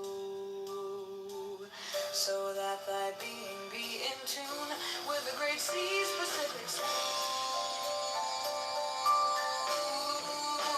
Third, let thy life be pure and calm, sweet softly as a well to live be bound to the one love of the profound. Fifth, let the thought divinely free from sense observe its entity. Watch every thought that springs and hence, hour after hour, thy vigilance intense and keen turned inwardness. More than all the stillest, fixed on one thought securely pinned, still every whisper of the wind. So like a flame, straight and unstirred, burn up thy being in one word. Next, still that ecstasy prolong thy meditation steep and strong, slaying even God should he distract thy attention from the chosen act. Lost all these things in one o'erpowered time, that the midnight blossom flowered. The oneness is yet, even in this my son, thou shalt not do amiss. If thou restrain the expression, shoot thy glance to rapture's darkling root, discarding name, form, sight, and stress, even of this high consciousness. Pierce through the heart, I leave thee here. Thou art the master, I revere thy radiance that rolls afar. O brother of the silver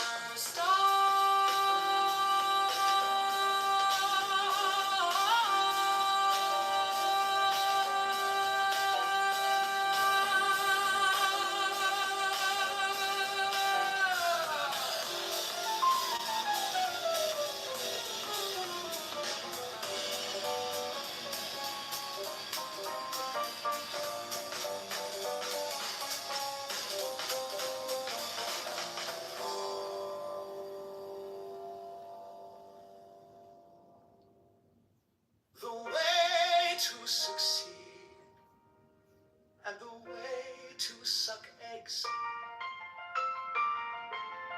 This is the holy hexagram. Plunge from the height, O God, and interlock with man. Plunge from the height, O man, and interlock with beast. The red triangle is the descending tongue of grace. The blue triangle is the ascending tongue of prayer. This interchange, the double gift of tongues, the word of double power, abrahadabra, is the sign of the great work. For the great work is accomplished in silence, and behold, is not that word equal to Chet, that is cancer, whose sigil is up. This work also eats up itself, accomplishes its own and nourishes the worker, leaves no seed, is perfect in itself. Little children, love one another. The way to succeed and the way to suck eggs. This is a holy hexagram. Plunge from the height, O God, and interlock with man. Plunge from the height, O man, and interlock with beast. The red triangle is the descending tongue of grace. The blue triangle is the ascending tongue of prayer. This interchange, the double gift of tongues, the word of double power, abrahadabra, is the sign of the great work. For the great work is accomplished in silence, and behold, is not that word equal to Chet, that is cancer, whose sigil is up. This work also eats up itself, accomplishes its own and nourishes the worker, leaves no seed, is perfect in itself. Little children, love one another. The way to succeed and the way to suck eggs. hexagram. Plunge from the height, O God, and interlock with man. Plunge from the height, O man, and interlock with these. The red triangle is the descending tongue of grace. The blue triangle is the ascending tongue of prayer. This interchange, the double gift of tongues, the word of double power, abrahadabra, is the sign of the great work. For the great work is accomplished in silence. And behold, is not that word equal to death? That is cancer. Whose sigil is death? This work also eats up itself, accomplishes its own end, nourishes the worker, leaves no seed, is perfect in itself. Little children, love one another.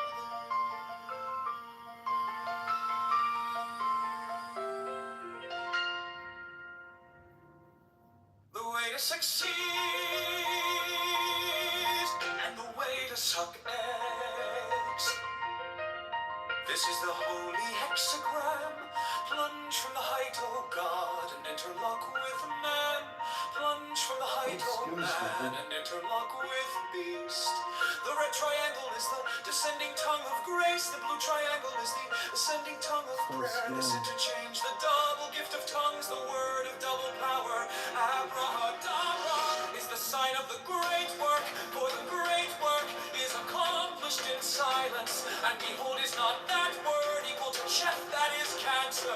Whose sigil is Cats? This work also eats up itself, accomplishes its own end, nourishes the worker, leaves no seed, is perfect in itself. Little children, love one another. The way to succeed and the way to suck eggs.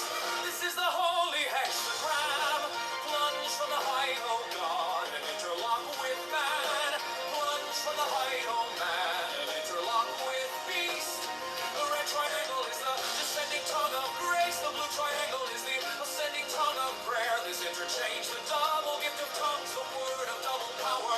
Abrahadabra is the sign of the great work. For the great work is accomplished in silence. And behold, is not that word equal to Chet? That is cancer. Whose sigil is Chet? This work also eats up itself, accomplishes its own end, nourishes the worker, leaves no seed, is perfect in itself. Little children, love one another. The way to succeed and the way to suck eggs. This is the holy hexagram. Plunge from the height, O God, and interlock with man. Plunge from the height, O man, and interlock with beast. The red triangle is the descending tongue of grace. The blue triangle is the ascending tongue of prayer. This interchange, the double gift of tongues, the word of double power. Abrahadabra is the sign of the great work. For the great work is accomplished in silence. And behold, is not that word equal to Jeff? That is cancer. Whose sigil is cancer? This work also eats up itself, accomplishes its own end, nourishes the worker, leaves no seed, is perfect in itself. Little children, love one another.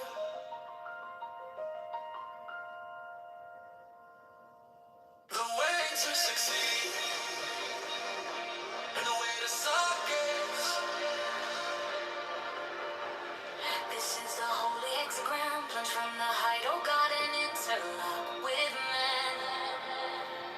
Plunge from the height, O man. For example, conscious God gives the mission The red triangle is the ascending tongue of grace. The blue triangle is the ascending tongue of prayer. This interchange, the double gift of tongues, the word of double power. Abrahadabra is the sign of the great work.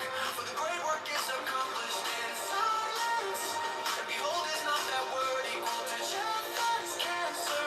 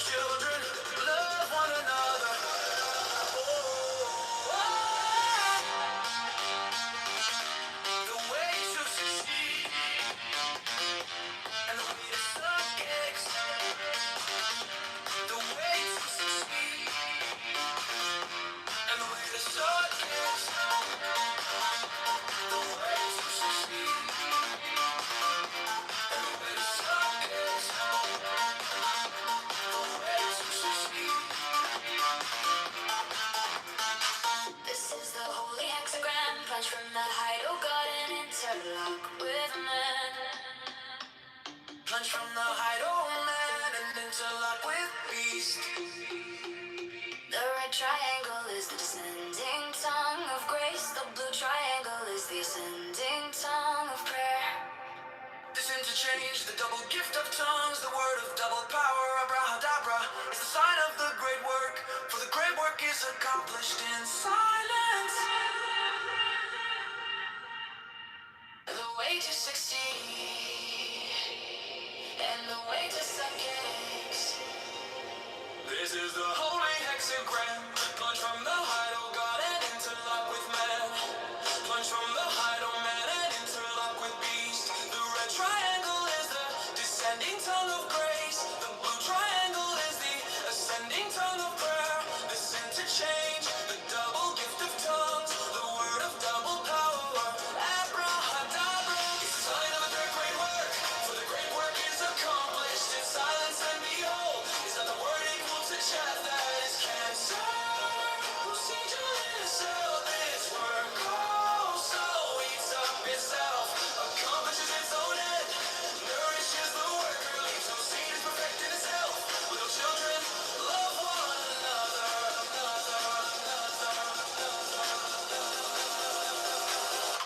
The way to escape, the way to succeed, the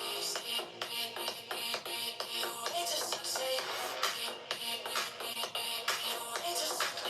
So eats up itself.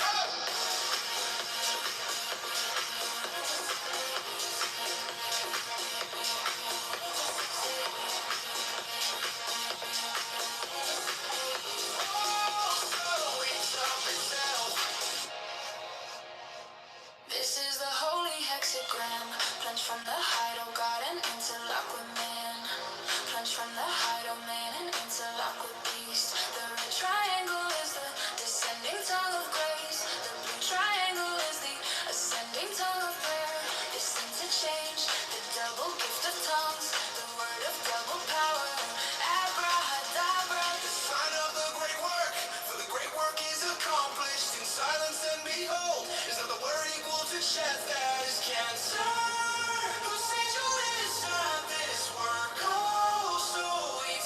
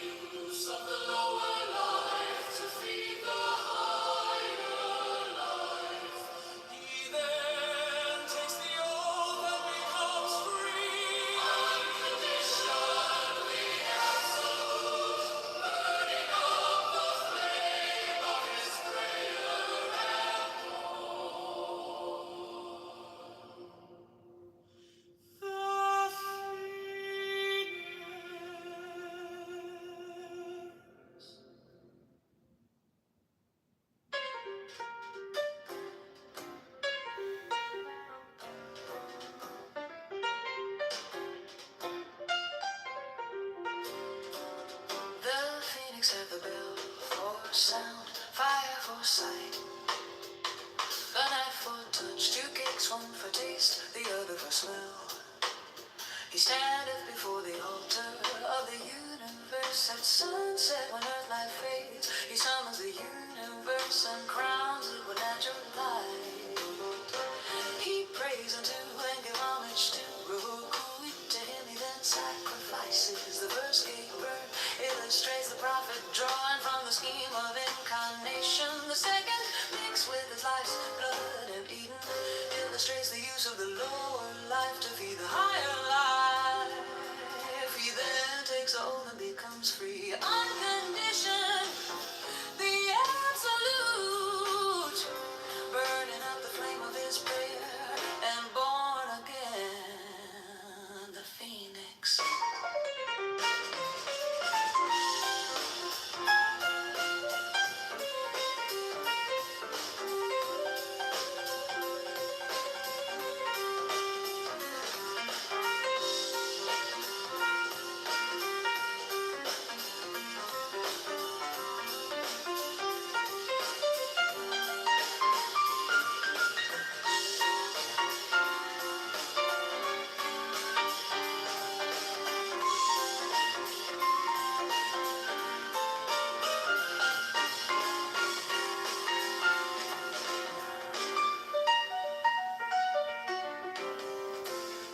The phoenix had the bell for sound, fire for sight, a knife for touch, 2 cakes, 1 for taste, the other for smell.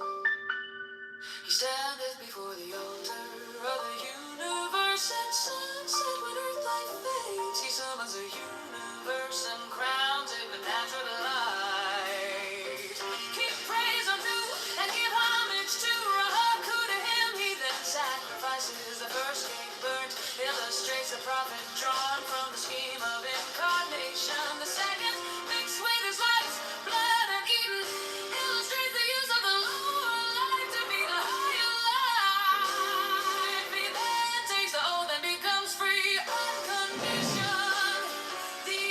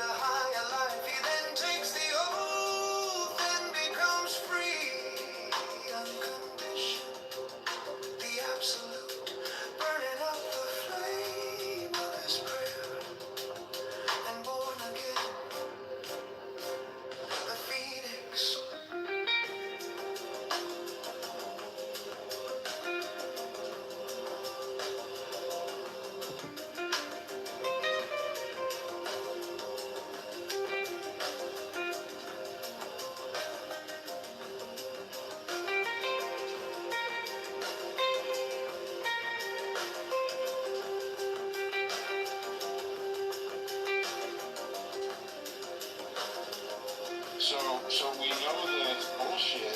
The problem is that we don't have a media that's willing to call them out on it, right? That's the problem, right? Like I don't want to debate Venezuela. That's not what we're here to do.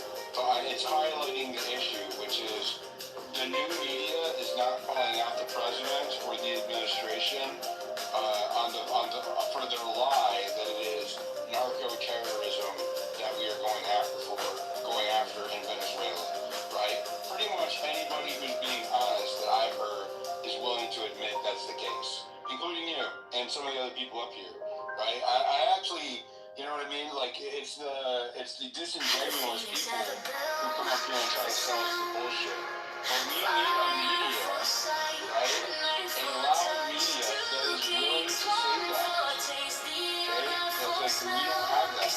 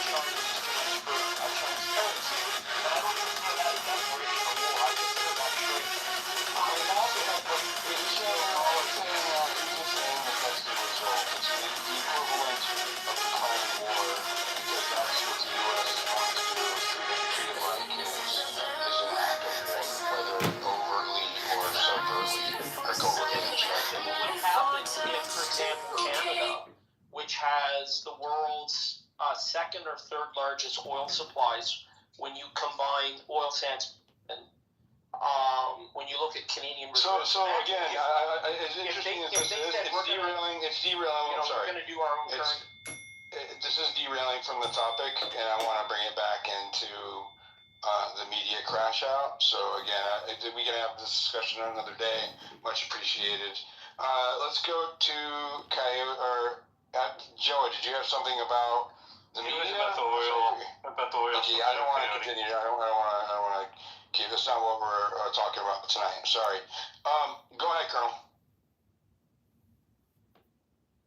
Yeah, Billy. Sorry for the delay there. Hey, it kind of came to me because I think you just said that Elon just reposted that Nick is a Fed. Like, was that a repost? Did that just happen? Okay. He commented a couple hours ago. There you go. Okay, so now what we're seeing, I think, is starting to make sense, right? I have listened to Nick, not like I don't watch his podcast or anything, but you can't miss him because I watch a lot of stuff, right? So I come across his stuff all the time, and he is very open to the idea of J.D. Vance, and J.D. Vance's big sponsor is who? We've talked about this. His name is Peter what? Thiel, right? So I think what we're actually looking at here is a war between Peter Thiel and Elon Musk. And so if you look at it and you kind of step back and you go, why the hell is Nick acting the way that he is? Because J.D. Vance and Peter Thiel, and I like J.D. and Peter Thiel is creepy like that. He's trying to bring in the satanic AI, kind of thing. But I think that's what Nick is doing. I think he's hedging his bets here for the future. Like, I think that's what that young kid, with a ridiculous following and everything he's doing, is actually doing there. So I'm thinking that's where we are. I think we're like, it's like, and both of them, right? I mean, that doesn't make any sense because Elon can't be president. No. I'm saying Trump is like both Elon. I mean, Elon went in, and you certainly aren't telling me that Elon. Okay, no, that's why I get what you're saying. That Nick's selling out to the establishment because he's hedging his bet for the future. And he's doing it for. And there's factions here, right? So you have Elon's faction, which is like that's the one I've kind of bought into, and it's ridiculous to us, this narrative. And we're looking at the Thiel JD Vance thing that's happening, which seems unnatural now and creepy. So anyway, it kind of came together. Yeah, well, and it kind of came together. So anyway, that's what I want to say. Thanks for letting me up. See you. Yep, thank you, Colonel. Go ahead, John. Yeah, I'm looking at the Elon's tweet about he's a Fed. Then there's a post by Santron that says that Nick Fuentes knew Ali Alexander was grooming young boys well before victims went public.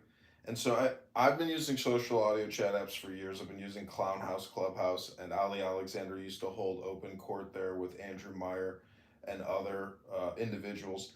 I don't know about the Peter Thiel feud between him and Elon.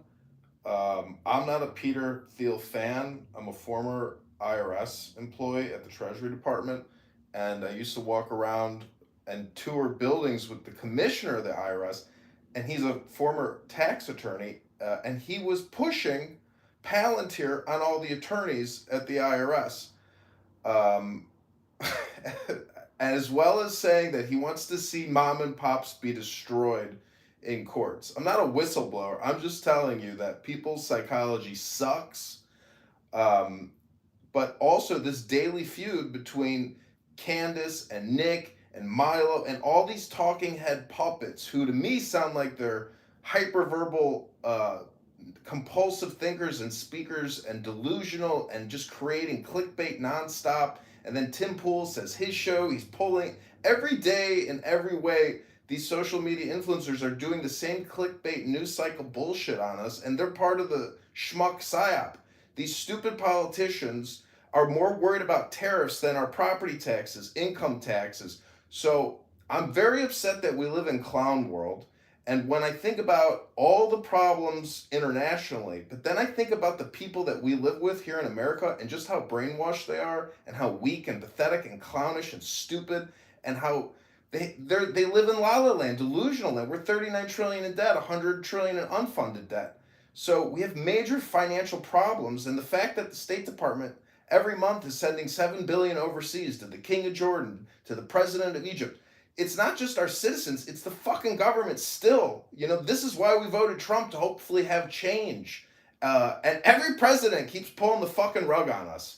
And so it's just very upsetting to see that we can't have fiscal conservatism or a balanced budget or a reduction in spending or paying down the debt or have some type of change to this skim operation. It's resembling very much like a mafia operation. And maybe that's what governments are, and maybe that's what we are.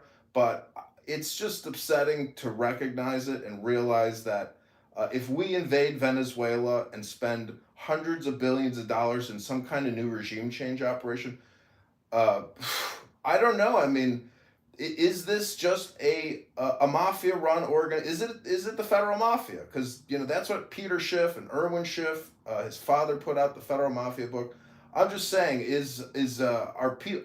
I'm trying to run for Congress, and I'm running against the AIPAC candidate that has $10 million in the bank, and he's pushing FIFA on his constituents. His constituents don't give a fuck about soccer. His constituents care about property taxes, income taxes, and Pritzker here in Illinois, and abortions and transgender reassignment surgery. So I don't know what our leaders are leading, and they're not really educating us or leading us in any type of patriotic, nationalistic, intelligent way. We are the ultimate suckers, it appears. Thank you for letting me rant. I am complete.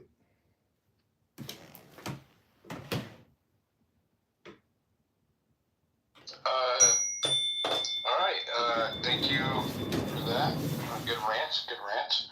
And good luck with your candidacy over there in Illinois. Sounds like a pretty policy. I mean, I can get an idea of what your policy positions are, but good luck. And, I would guess he likes Marjorie Taylor Greene. Yeah, I liked her resignation letter, and I don't know if anybody read it, but I read it. It's excellent, and everybody should read her resignation letter. And I read it. It was based as fuck. Yeah, it was extremely based, and it's very patriotic and American. She took power, and it's so hard to get it, and then she quit. That's the problem. I mean, when it's threatening your kids, and the president is. No, we're not going to have that debate in here either. No, not that debate. It's. I'm not going to have this debate in here either. No, there's no debate. The guy that just spoke, I wanted to help him out with one thing. You're addressing what he said? Yeah. That's what I'm saying. We're supposed to be talking about the media, right? You guys keep wanting to Yeah, I'm going to talk about that. I'm talking about that. So. The thing about the soccer's weird, bro, and I know what you're talking about, but Trump, he has all the fucking trophies. It's in his Oval Office and stuff, but it leads it to the drones. Here, I'll send you something on that. And they have also that, what is it called? Is David still in here? The AZAC or whatever pack? They have a different pack that's not that kind of pack. I'll send you that as well. But the thing is, Diligent, with remember when Elon put that out about Trump? Everybody went into defense mode, but he fucking put out some wild shit on him or whatever, and people started defending it. And also, when Elon did this last time to Nick, he hid his reply. I don't know if y'all knew that or whatever. He got community noted for that shit, but he fucking hid his reply. But I'm questioning. I can't wait to hear some of the the crazy MAGA base, what they have to say about that, because they were sure defending Trump against Elon, but now it's like, let's throw down on Fuentes or whatever. Because I mean, Elon wouldn't know if he's a Fed though. Probably is. They're all fucking Feds, bro. What are we doing? They're all Feds. All these people. Well, everybody's lawyers. They're not just Feds. It turns out that in life, it's the lawyers that control banks. They control even doctors with lawsuits. So the guy that I'm running against. Not many people here have probably ever run for office, but the whole scam starts with petitions and objections. You go before your state election board, and lawyers literally get out any viable candidate who has any real change in them, and the scam starts there. So I have filed challenges, objections, motions. Nothing gets heard, and it's a total double standard. And to me, it's election fraud and voter fraud. But I would love for Diligent to expose how corrupt elections are and how difficult it is to change congressional seats because of challenges, objections, and these judges and lawyers that control it all. It's a real racket. I'm not O'Keefe, but I took my phone in, I recorded as much as I could, I live streamed the courts, and to me, what I have is evidence of election fraud. I'm just a little nobody in Chicago running for Congress like everybody else, but I'm telling you that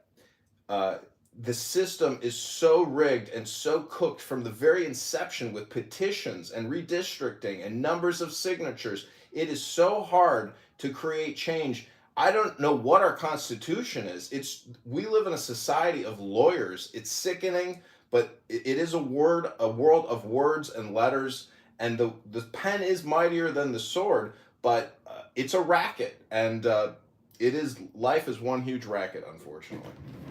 It's ACA tax. I'm sending it to you now. Unless we remove big money from politics, I don't foresee much change coming. This was confirmed.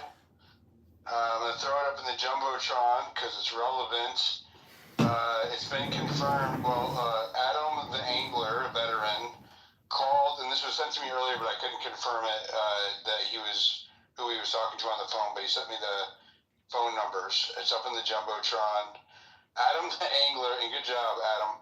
Adam the Angler called the sheriff's office in Tim Pool's county, and they could not confirm or had no record of Tim Pool making a police report about a shooting at his house this weekend. They said the last shooting was in some adjacent town, and it was a murder. So, and it was weeks ago. So, you want me to get him in here, Diligent? He's from my neck of the woods. Yeah, it's up in the jumbotron, you guys. But he actually calls them on the. And good job. That's citizen journalism. He actually called them on the video live, and had called the police and the sheriffs, and waited for them to call back. And sure enough, no record of shooting. I'm sure he's gonna say, "Well, we talked to the FBI."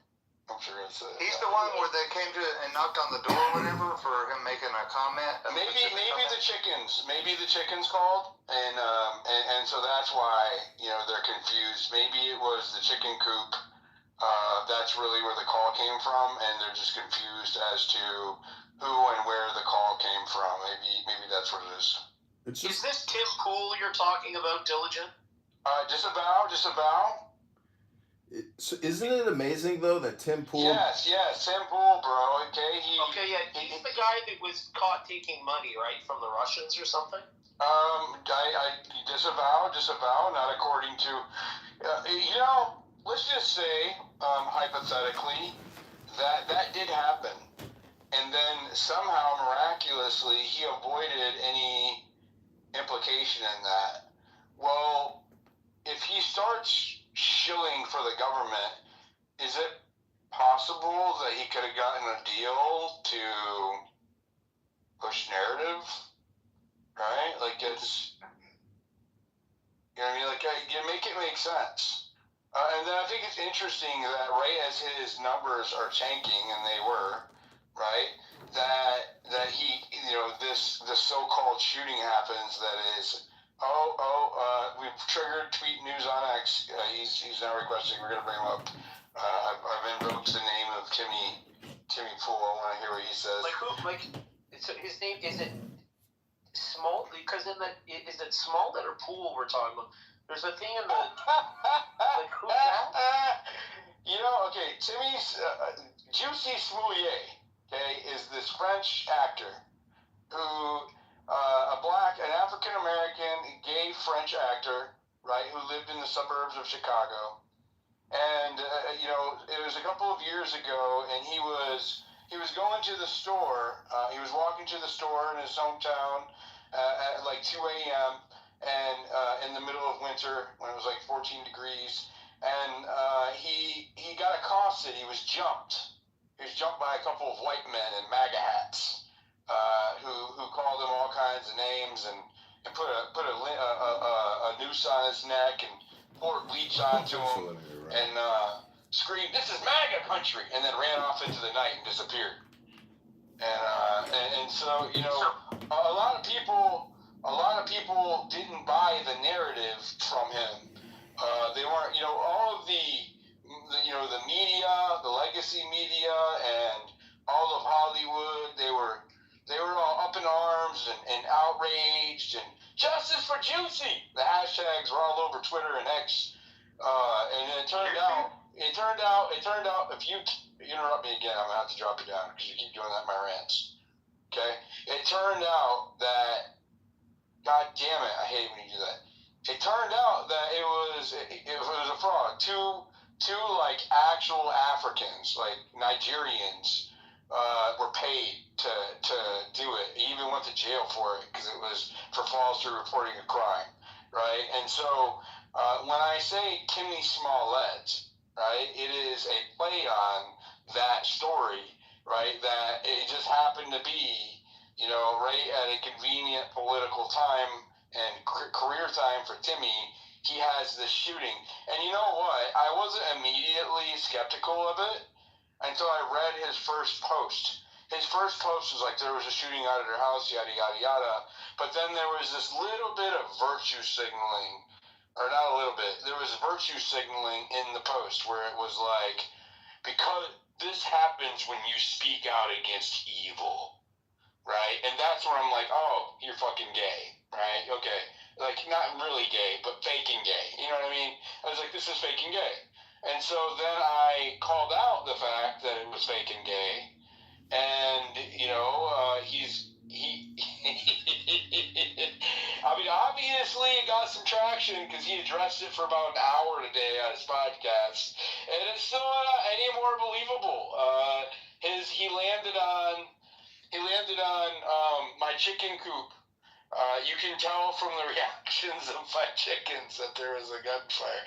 So he had no evidence or receipts to back up his claim, other than he's hoping somebody was recording the live stream in his chicken coop so they could come forth with the evidence that the chickens all moved at the same time, and that is how we would know there was a gunshot. And that was, so after weeks of vilifying Candace Owens as a conspiracy theorist and for spreading misinformation and not bringing receipts, he comes up with this story of being shot at, and turns out he wasn't there, right? He's like, he didn't say that when he first virtue signaled. He didn't say he wasn't there. Like, all of these other fucking extraneous details emerged later over the next few days, which, why would it take that long? You know what I mean? And so we've been clowning him, and I would say rightfully so, and it just keeps getting better. So, Clinton, does that make sense? Does that make sense? In fact, you piqued my interest, so now I'm gonna step up. This is all on my timeline. It's all on the Jumbotron. No, I want to go listen to the podcast now of him ranting about it. And it was 2 o'clock in the morning, just like the Smollett case, and he wasn't home. But, hey, Intelligent, can you play that clip, since it's relevant for this space? Which clip? This guy, the one that posted about calling the sheriffs. Okay, yeah, I can do that. Let me do it now. All right. Well, first, we'll listen to Timmy, and then we'll listen to the guy. How about that? I think that's fair. All right. Here, let me do it.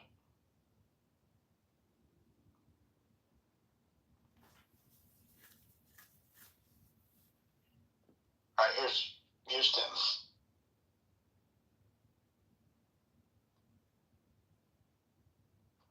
Incident, we were out, and I got a message just around 1 a.m. And it was vague and nondescript. Just there was an incident. We need to talk with your team, and then we started getting the details trickling in that a car had been lurking or something to that effect, and a shot was fired. We now know that it was 3 shots that were fired. We don't know exactly what or why. And we are desperately trying to rationalize, maybe it's just random. Just somebody was driving down the road in the middle of nowhere in the country and decided to slowly approach our property and then fire several rounds, just for no reason, for fun, perhaps. At this time, for security reasons, I got these people screaming, release the footage. And the concern we have is obvious. To then show everyone where we put our cameras, that's not going to happen. That's the honest truth. That's why I tweeted out, if anybody had been archiving the Chicken City live stream, this is inside of our chicken coop. It doesn't reveal, it's designed specifically not to expose live stream. the property, the location, or anything like this. And you would have seen the reaction from the chickens. I know it sounds a little bit silly, but... And so where's it riling up their audience, preparing for shows, people who don't like me, for whatever reason, saying that we're lying, making things up, none of this can be true. Charlie Kirk is dead. A couple months ago. Charlie Kirk is dead. We have a suspect. We don't know exactly what happened. There are many questions around how it all went down, what makes sense and what doesn't. We're an organization that's rallying young... Yeah, so that's Tim telling you that the chicken coop, he's looking for footage of his chicken coop right now. All this is up in the Jumbotron again. Let me do the video of the guy now, making the call to find out. Hello? Yeah, this is Adam. Where are you calling from? I'm sorry. Oh, hi. Oh, wait, you're with the Harper's Ferry Police, not the Sheriff's Office? Okay. Well, maybe you can answer my question. Did the dispatcher relay what I was asking about? Yeah, it's asking about, I guess, that somebody's house was shot up or something. So, on December 6th. Yeah, so Tim Pool, who's a large influencer, he put out a post on X on December 6th, the morning of, around 8 a.m., saying that there was an alleged shooting that took place at his property, and it was just really weird, and half the audience thinks he's just trying to create some kind of a hoax to regain some attention. So I just wanted to call and just verify that if this even happened or not, this alleged, has he actually contacted you guys or not? I'm just trying to basically see if, what he's saying has some kind of, evidence or something backing it up, or that he, just verify that he contacted you guys. The only issue I have is, if you don't know the exact address, I can't tell you exactly if it has or hasn't happened, because the only thing I can do is look in the town of Harpersferry, which is very, very small. Yeah. And I looked back through our call logs, we had no active shootings or anything in the town of Harpersferry, but Harpersferry is huge. Okay. So you're only going to get the incorporated part of Harpersferry talking to me. The sheriff's office covers all of the rest of Harpersferry. Yeah. So depending on where he lives, I can't give you a yes or no without knowing exactly where he lives. And I can tell you, if he lived in the corporation of Harpersferry, we have not had any shootings. Yeah, and I'm not sure exactly what his address is. I have a feeling it's not going to be easy to find. I know he was doxxed before, but I have a feeling it could have been scrubbed. I'll try to see if I can find it, the address. Can you tell me, have you even had any alleged shootings on the early morning of December 6th? We have not in the town of Harpersferry, but I can't speak for the sheriff's department. You have to talk to them. Okay. Hello? Yeah, hi. So my name is Adam. I go by Adam the Angler online. I run a very small content creator, accounts on X and YouTube and whatnot. Tim Pool had put out a post on X on December 6th around 8 a.m. saying that there was a shooting that took place at his compound, I guess, his residence/business.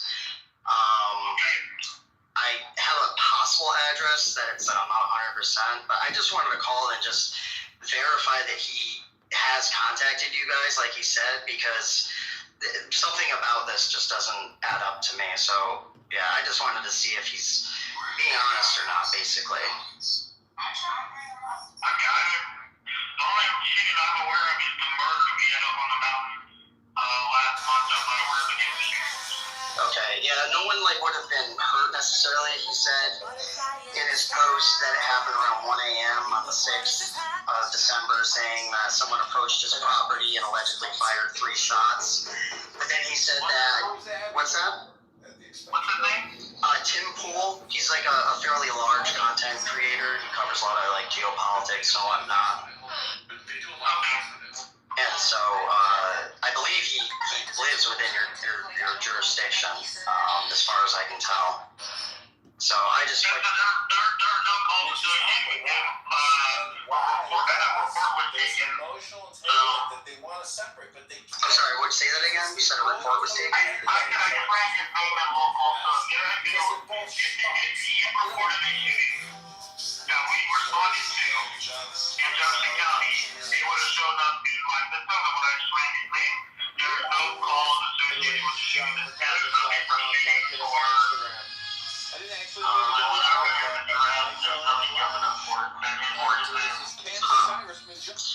Okay. I appreciate that. We'll see if he produces something more on this alleged shooting. Because he's literally put nothing out other than saying there was a shooting and that he was in contact with police. And I've called you guys, you haven't heard of anything, and I even just talked to an officer with the Harpersferry PD and the incorporated city part or town part, and they said they didn't have one either. So I'm starting to lean towards this might be a hoax, but I'll try to keep, an eye on it and see if he posts anything new. But anyways, thank you so much for your help. I really appreciate it. No problem. All right, thank you. Have a good day. Bye-bye.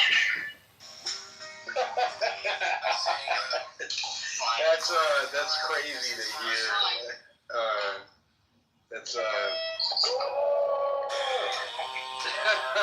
Like, wow. Surely there's an explanation, right? I couldn't see. I don't know. I don't know. Maybe he called, like, the chicken police?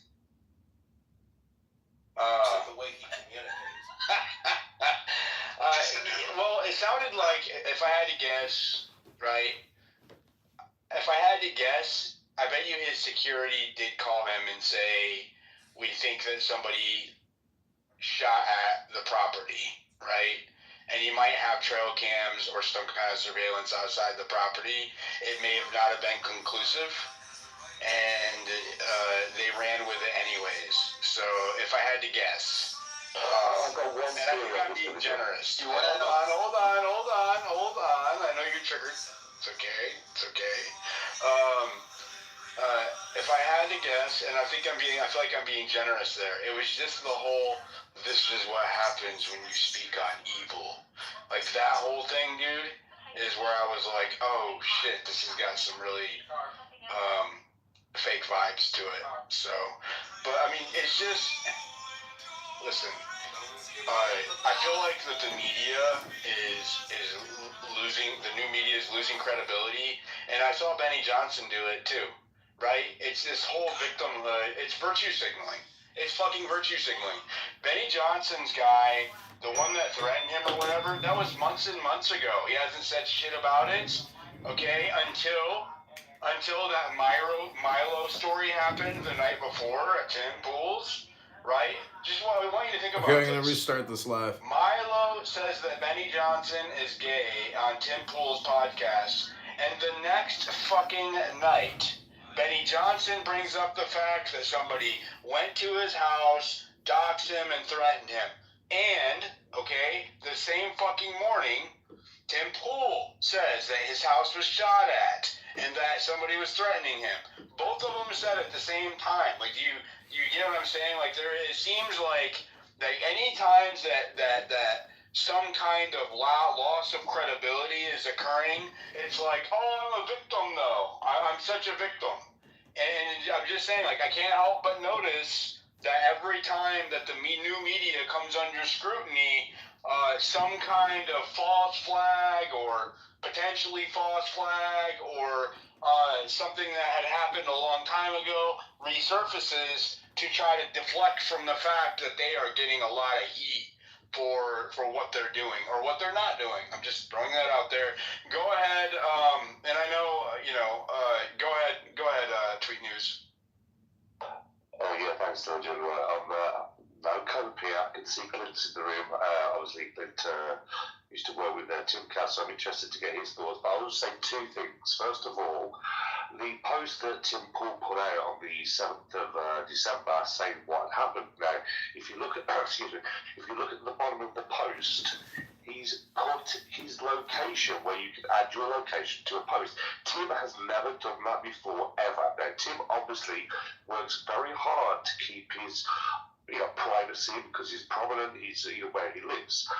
I saw that and went, well, why is he posting and adding his location, which the gentleman in the audio that was calling the sheriff's department is completely a different location to where he's tagged his posting. Now, if you go and look at any other post, he's never put his location on there. Just going to throw that out there.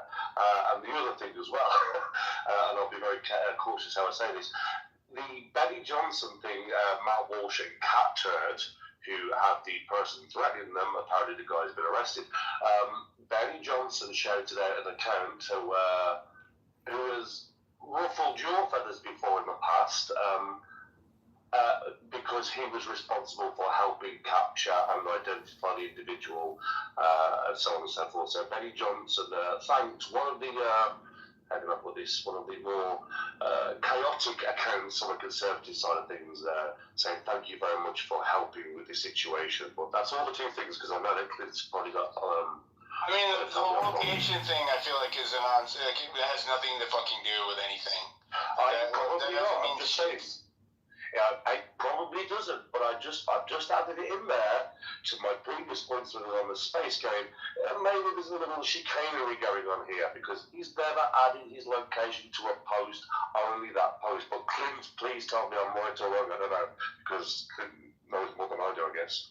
I know the dude. I mean, this is what he does. The dude that called. He's the one that got the. He's talking about Tim Coyote. He's not talking about the guy who. Yeah, I was talking about Tim. Go ahead, Clint. Yeah, I don't want to rain on the conspiracy parade here because I know it's fun, but and personally, I don't know Benny Johnson, and I get bad vibes from him. So as far as him dropping that report, right after Milo nukes him from orbit, yeah, I could definitely make an argument that he was doing that for, PR cover. He doesn't address Milo's claims, and he just puts himself in victim status. I do know Tim really well. I personally have, I've been to the property a dozen times probably, done the show at least that many times, and it's like, I just don't. I personally, well, first off, the security issues are very sincere. He's got a bunch of armed security guards, so that's real. As far as whether or not the shooting happened, my guess would be that the property isn't owned in his name just for security purposes. So and I doubt he would have called it in because he said that he wasn't home, so it would have been a security guard that called it in. So when people are saying, is there any reports from Tim Pool, it's like, well, no, there wouldn't have been. So I don't think that's... But the question was if there was there any gunfire reports at all? Exactly, on that day. Sure. Yeah, no, sure. And that is weird, but I only heard a portion of that. Was that... It's the last post I put up. It's up in the Jumbotron as well. But he asked. Tell me what it said. Well, I mean, he called the township, right? Which is the incorporated, so that's the town, and they said no. And then he called the sheriff, and he said the sheriff, the last call of a gunfire that they had was weeks ago. In general, not just specifically for Tim Pool, was weeks ago, and it was for a murder that had occurred in a town, in an adjacent town. What was the town? I would have to go back and listen to the clip again. But it was just it's a county sheriff, so their jurisdiction is the entire county. That's not in an incorporated town, right? No, I understand that. The reason I'm asking is because Tim's properties are very rural, and if the person, I don't know, I don't even know what the county is that I'm at when I do Tim's show. So, but my guess is, there's a chance that he didn't even have the right, district or county or whatever. If I had to guess, like I said, I would say that there probably was either somebody fucking around, maybe fireworks, or maybe they shot a gun out there, right? But Tim wasn't there. When he made his post in the let me just, you know what I'm saying? It's just when he made his post. I'm trying to pull it up here because I'm hosting from this phone. Here we go. All right, so when he made his post the other morning after the Milo thing, right, he says, last night a vehicle, this is 8 million views, okay? Last night a vehicle approached our property and opened fire. No one was hurt. Our security team is reviewing the incident and will be relaying the report to appropriate law enforcement. This is the price we pay for speaking out against evil. No inclination that he wasn't there. No inclination that it wasn't there's no evidence, right? Nothing like that. No distinction in there at all. And so it's a super virtue signaling post. And then his next post is, my immediate thoughts is someone was trying to scare us. So now he's trying to say, he's trying to lessen the severity of it, but we have a security gate, armed guards, possible this deterred something more serious. So now he's acting like it wasn't a threat. You know what I mean? Do you see what I'm saying here? There's no, and it just happens to be the next morning after Milo's bombshell on his show, and also while he's been saying all week. Actually, he said during that show that his numbers are down as a result from him criticizing Candace Owens. So it's just convenient, right? So maybe something did happen out there, and he just embellished it or exaggerated a little bit, and it was convenient to suit his needs. But I just, you know what I mean? Well, I would caution people about assuming that the guy who called had the right county, because like I said, Tim lives very rurally, so it could have. It's different. It's different, Clint, to the one that's he's tagged his location on. So if you go to the next post, if you go to the next post, Diligent, the one that he says that they're in contact with the FBI, the police, and the Chicken City post, you will see his location, which is different from the one that the gentleman sent in the video to the sheriff's office. Is the location in the same county? I don't think it is. I'm looking it up now on Wiki. I don't think it is, but I can answer all this for everyone. If you guys would like to know. So first of all, I didn't know he lived in Harpers Ferry, but that's literally like a rock's throw from where I live. So I was really, as soon as that's the first time I've heard the recording of the guy calling the police and the sheriff. I want to avoid. Even though it's public, I don't want to call it out in my space because I don't want to drive much crazy to where he lives. So we can just be general, if you could. Yeah, I'll just say about the call because I don't know where he's like. I'm just going off of that people say Harpers Ferry, but I know Harpers Ferry very well. You're not cute. I don't think you're picking up what I'm saying. Can you just say I live near him? Like, you get what I'm saying? Quit saying it. Yeah, I don't want crazies to go to his house. Well, what I was going to say is for Harpers Ferry itself, not his house. Okay. I see what you're saying. What the fuck is going on here? I'm misreading. Clint, am I being okay? For that area near mine. Thank you. There is sorry, I wasn't understanding it. It was interesting. As soon as I heard it on the recording, there was a man killed on the mountain, and the sheriff's office responded because of the shots fired. So I just want to say that's legitimate. As far as that county of the call itself, it's a very unique county because of it's like one of those areas here in whether you live in Virginia or Maryland. So can you look at the post that tweet that news on X is referring to on Tim's timeline that has the location? Just confirm if it's in the same county. And confirm if that town is in the same county without reading it out loud. Yeah, I'll try to look real quick. What I was gonna say though, it is the second post about the shooting, I believe. Is that correct? News? Yeah. Clinton's just confirmed that, right, Clint? Well, I'm sorry. Confirm what? Can you confirm anything about the location? Did you confirm that it was in the same county? The one on these posts? Sorry, I'm on time. No. I haven't even looked at the post. That's just my guess as to why the guy called and didn't get any sort of report. So, Catherine, it's the first or the second post that he made about the shooting, where he's describing the event. If you click on it, if you open it, it'll. Okay, I'm opening it. And then it shows posted, tweeted from this location, and then you should be able to know if that town is in your county. I don't see that.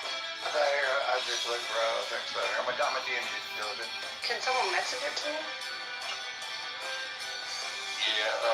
Yeah. What I was gonna say in relation to what the other gentleman was saying that's been out there to his property. It's unique because it's up against a different state, and so where the city is, the city actually it crosses over to a different state. So if you live in that state, the only county that's in that little nook of that state is that specific county. And if you live further away from that area, in the more rural areas, it does become a different county, but it's way further out because of that uniqueness of it hitting a different state. So if he says he lives in X state, and that's the city that he lives in or the area, because, you know, I'm in a very similar situation where I live in the town that I live in my county are the same, but I don't live in the city. So there's not another. I've just DM'd you, Catherine. And if you look at that post, I've just DM'd you. But again, Tourism's right. I'm not trying to get to the point of where he is. My point being is, Tim has been very careful over the years and stated that location thing is not showing anymore. Okay. Is it for real? Yeah, I don't see it. Yeah. The point I remember. Oh, there it is. I see it. Okay. Yeah. Okay. I got it. Yep. It is the second post about that issue that I was talking about. Can I the see third. the letter I'm saying of the it's the third. It's the third. I got you. I'm gonna DM you right now. Okay. Yeah, I'm DM'd you, Catherine, already. But again, just to say, I'm not trying to put him on a docs route. I'm trying to say he's never added a location to a post before, and he's been spoken about it multiple times about saying we're very careful about protecting where we are, specifically because of things that have happened in the past. So why would you add your location? I think that's a valid point, right? Yeah, I can't answer that. That's very, very unusual. I'll grant you that, and I don't know why he would have done it. So I don't have an answer for that. Could he be on a massive troll clip? This is kind of what I'm alluding to. Is this a massive troll? Given the podcast with Milo and George Santos the other day, have you heard that? I don't think that was reputationally damaging to Tim. So I mean, that was. Then why did he need to call Benny Johnson? Why did he need to call Benny Johnson and apologize? Well, because he didn't basically challenge Milo on what he had to say, and he's friends with Benny.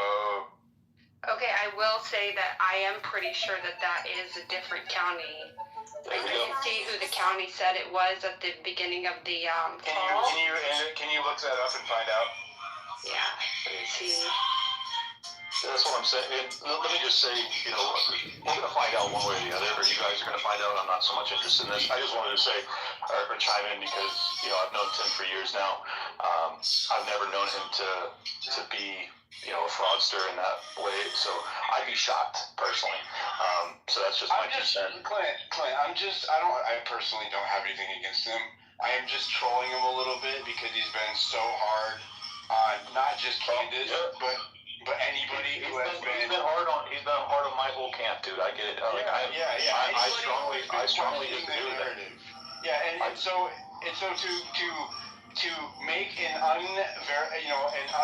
unsupported claim like that with convenient timing, you know, you deserve a little bit of trolling. You know, I get it. I totally understand the spirit behind it. I'm just saying, I personally don't think that he makes something like that. I don't want him to. I would never wish that he actually deal with anybody like taking shots at his property or anything. Like, I don't condone any of that shit. You know what I mean? And I wouldn't mock it just based on that. I'm just saying, you know, a little. Even he could have just posted. Here's the thing. Even if I didn't want to give away the camera shot and you were out and somebody from your team texted you and said, hey, somebody just took shots at the property, yada, yada, yada, I would have posted, like, you know, a redacted screenshot, anything, especially if you had me out here trolling you and it was going viral, I would have posted something. He didn't. So I was like, dude, you know, you're giving Candace a hard time.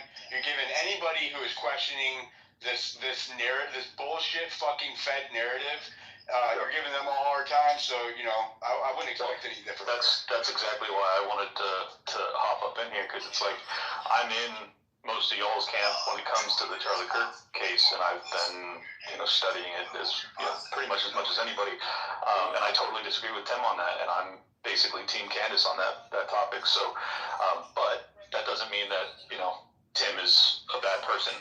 You know, no, it doesn't mean he's wrong. It doesn't mean he's bad, but why is he wrong, right? Here's the question. It begs the question. You know, I outed Poso video for blatantly lying about. Yeah, I saw that. Did you see that? Okay, so why is that happening? Why are the new media? Well, it's not just a different one. It's all of them. They are all telling you to accept the Fed slop narrative, and they are not only doing that, they're disparaging anyone who is not swallowing the Fed slop narrative. Why are they all doing it? Let me give you my opinion, because I don't know Posobiec and I don't know Betty Johnson, but I know Tim well. My read of Posobiec is different from Tim. Like, I think Tim has been honest enough to at least acknowledge that, like, yeah, the security failed. He doesn't understand why that rooftop wouldn't have been covered. He wouldn't understand why they would rely on local PD when you hire private security. What the fuck are you doing? Like, so Tim has been more critical of this narrative, and in fact, in the first month after the attack, he was significantly more open about it. And then he shifted really dramatically when Candace went after TPUSA hard. And I think my personal read of Tim's shift on this is that he's genuinely nervous about the Democrats getting back in power and starting to imprison, like they did Steve Bannon and shit. Like, that's what he's been saying over and over again. And I think that's a genuine concern of his. As for Posobiec, he's Navy intelligence. I just don't trust the guy, if I'm being totally honest. And then Benny Johnson, I don't know for shit, but I've never been a fan, so that's my read, and I think that there are different motivations for people. Even fucking Fuentes is pushing this narrative. Hold on, Kevin. I want to get your take on that, because even Fuentes, right? We have the text messages about Israel in the days leading up to Charlie. I know everything about it. I know. And so why is Fuentes, out of all fucking people, being like, no, you're gonna suck this narrative from the Fed, and if you don't, then you're a conspiracy theorist, you're a retard, and you should shut the fuck up. Like, you know what I mean? Like, I get it. All right. Well, as I said, I have a very nuanced view on all of these people. I don't know Nick, but I do know Dave Smith really well. And, I won't go into details as to our private conversations, but, like, my read on a lot of the skepticism when it comes to the Israel angle, especially for people that are critical of Israel and very high profile, which I am fortunately not. I think you're misunderstanding my point, though. No, I'm not. Hold on. Well, because it's not the Israel. Well, it's like a missed opportunity for him, I think. But that's why I brought it up. But it's the acceptance of the Fed. I understand, but let me finish the point. You'll see exactly what I'm saying. So my read is that it's a very scary thing for someone like Nick Fuentes, given his prominence and his extremely, fiery rhetoric against Israel, to go along with the narrative that Israel took out Charlie Kirk because he was flipping on him. Like, that's a reality that I don't think Nick Fuentes wants to accept. So you can go down the path of him being like, all right, he's a Fed, he's controlled op, whatever, or it could just be that he's like mentally blocking it because he's scared, because it's a scary fucking thing. And I think that that's a distinct possibility. Is that because, like, when you hear him talking about it, he doesn't know fucking anything about it. It's like he has completely turned a blind eye to that entire assassination. Like, he doesn't know anything about it. If he were to sit down with me or Ian Carroll or you or anybody, he would get trounced because he doesn't know fucking anything about it. So I think it's just coming from a place of ignorance, and also he's got tremendous vitriol between he and Candace. And I think that he's just like, because he was saying, like, I saw it tonight when that viral clip of Tim going ballistic happened, Nick responded, Tim W, like Tim Pool with a win. And I'm like, oh yeah, you don't actually care about this at all. It's just like, you despise Candace. So he said multiple times, you're absolutely spot on. Fuentes has said recently, he says, sometimes when he's researching and looking into stuff, he literally said, this shit scares me when I go out and look into the stuff. And it scares him because some of the things that he's researching and he discusses on his show, he doesn't want it to be true, effectively. I'm saying that paraphrasing. But he has said, when he looks into this stuff, this shit scares him. He said it about when he was looking into J.D. Vance. Exactly, thank you. He said it when he was looking into Tucker, and obviously he's basically blown Tucker off now. He's basically, he can't stand it. Well, okay, but that's fine. But it's just weird that it's happening with all of them all at once for whatever various reason, right? There is no. Here's the common denominators. There's no desire of there's no curiosity. There's no skepticism. There's no challenge. Like all of the things that a lot of these people are known for is just gone. For some reason, it's just gone. And not only is there no desire to explore, there's no curiosity, there's no challenge. The challenge actually goes to those who aren't buying into it. Right, and that's the consistent thing. It doesn't matter if it's Fuentes or Poso or Benny Johnson or even Tim Pool, at least for the last few weeks. I don't know, man. It's just fucking weird, right? It is just weird. No disagreement with that, man. I did a full episode basically dedicated to this topic just a few days ago, and Tim in particular. I'm bothered by it. I really don't like the lack of curiosity when it comes to this case. And here's the other thing that I try and always remind myself: they actually knew Charlie well, and I think that for them, it's a much scarier thing. It's a much more personal thing. I had met Charlie, but I wasn't friends with him by any stretch. And it's so for me, all I care about is the macro. I want there to be justice. I don't want to live in a country where political assassinations, particularly political commentators, happens and the guilty get away with it. So that's my entire focus. I think for these guys, a lot of it's self-preservation. They're scared to death. That's my honest opinion. But then there's also the angle of some of these dudes are genuinely controlled opposition. Like I said about Posobiec, that's my vibe on that guy. 100%. So I think that yes, they're all glaring with him, right? It's fucking glaring with him. Yeah, but I say that after him spreading a lot of obvious misinformation, egregious misinformation. Tim hasn't done that. Tim approaches this, in my opinion, from a place of ignorance, and I say that respectfully. He just genuinely does not know the valid things that Candace has brought forward, or that I have, or anybody else that's been studying this case. And there's a lot of really valid shit that people ought to be parsing out and thinking about. I agree with that, but I think that's whenever you step in and you say, I am ignorant to this, instead of giving an opinion, you say, I don't know, I haven't looked in it, and then that is authentic. Pushing the federal narrative whenever you have not looked into it and you're pushing that agenda anyway is very inauthentic and is why they are losing their viewership.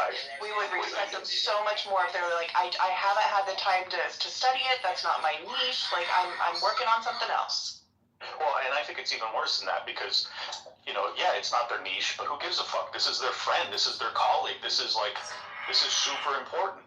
And it's important that they know what's going on with this, regardless of whether or not they want to come out and dedicate their show to it like Candace has, or dedicate their lives to researching it like most of us have. It's okay, fine, but then don't get mad at the people who are. Thank them for actually digging and trying to make sure that your friend and colleague gets justice, including his family and his children. So that's my grievance against Tim, despite him being one of my friends, is that I think that he is really misguided in this. And that's what the whole point of my episode was, is all right, you don't have to be doing what I'm doing, but please shut up. Please let us work. How frequent is it that they're all misguided in the same point? And you know what I mean? It's just there's too much alignment between various folks that fit into a certain box within. And I'm not trying to as I was covering Trump last year in the election, these guys were all very close to the campaign. Poso, Tim Pool. Okay, I was at a couple of events where they spoke. I met them both. Right, they spoke at the same events. They were keynote speakers.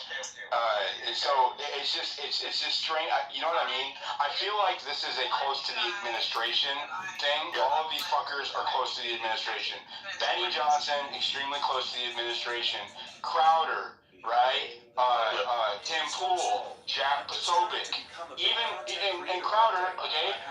You have Nick Fuentes going on the show the other day. Do you see what I'm saying here? There's a club feel to this, and that's. I agree. Let him respond. Yeah, well, I've always felt like some of these guys, as I said earlier, some of them are like legitimately script reading propagandists for the regime. Like that's what some of them are. I don't think that Tim is that. I think that Tim is, because he wants to have proximity to power. He wants to have one of his reporters in the White House briefing room. Access. He wants access, so he plays nice. And I'm like full on burn everything to the ground radical, and I'm just, he and I are different in that way. So that's Candace just retweeted your post, Clint. Wait, what? Candace just retweeted you.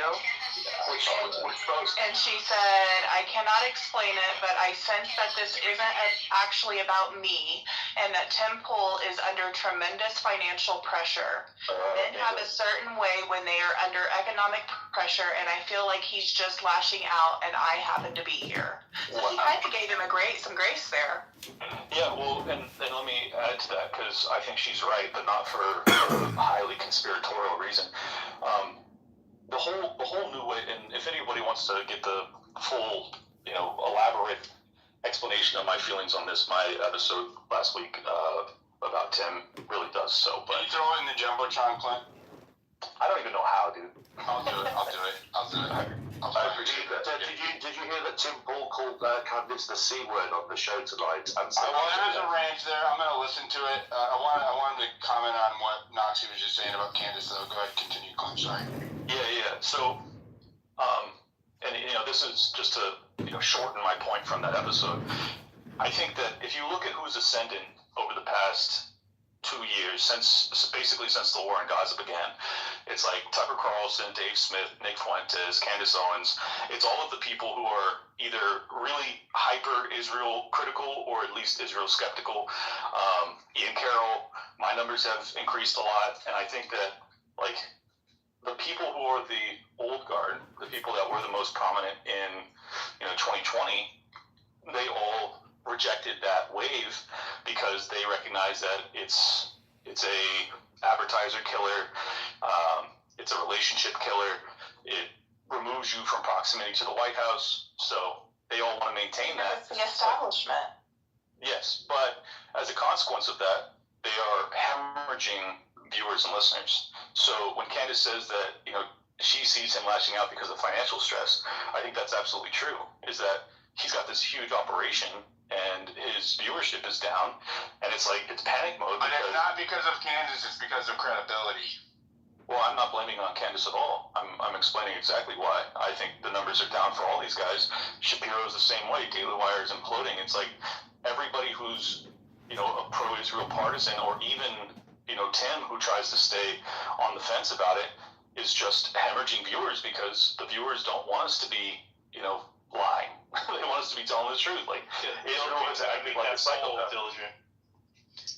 Diligent seems to think that the reason the base is divided is not because of the Israeli issue; it's because of Epstein. I gave my personal anecdotal.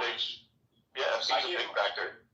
Yeah, I gave my anecdotal experience as somebody who was in the heart of the MAGA movement all last year, and I'm telling you that Israel was not a talked about issue, right? It wasn't.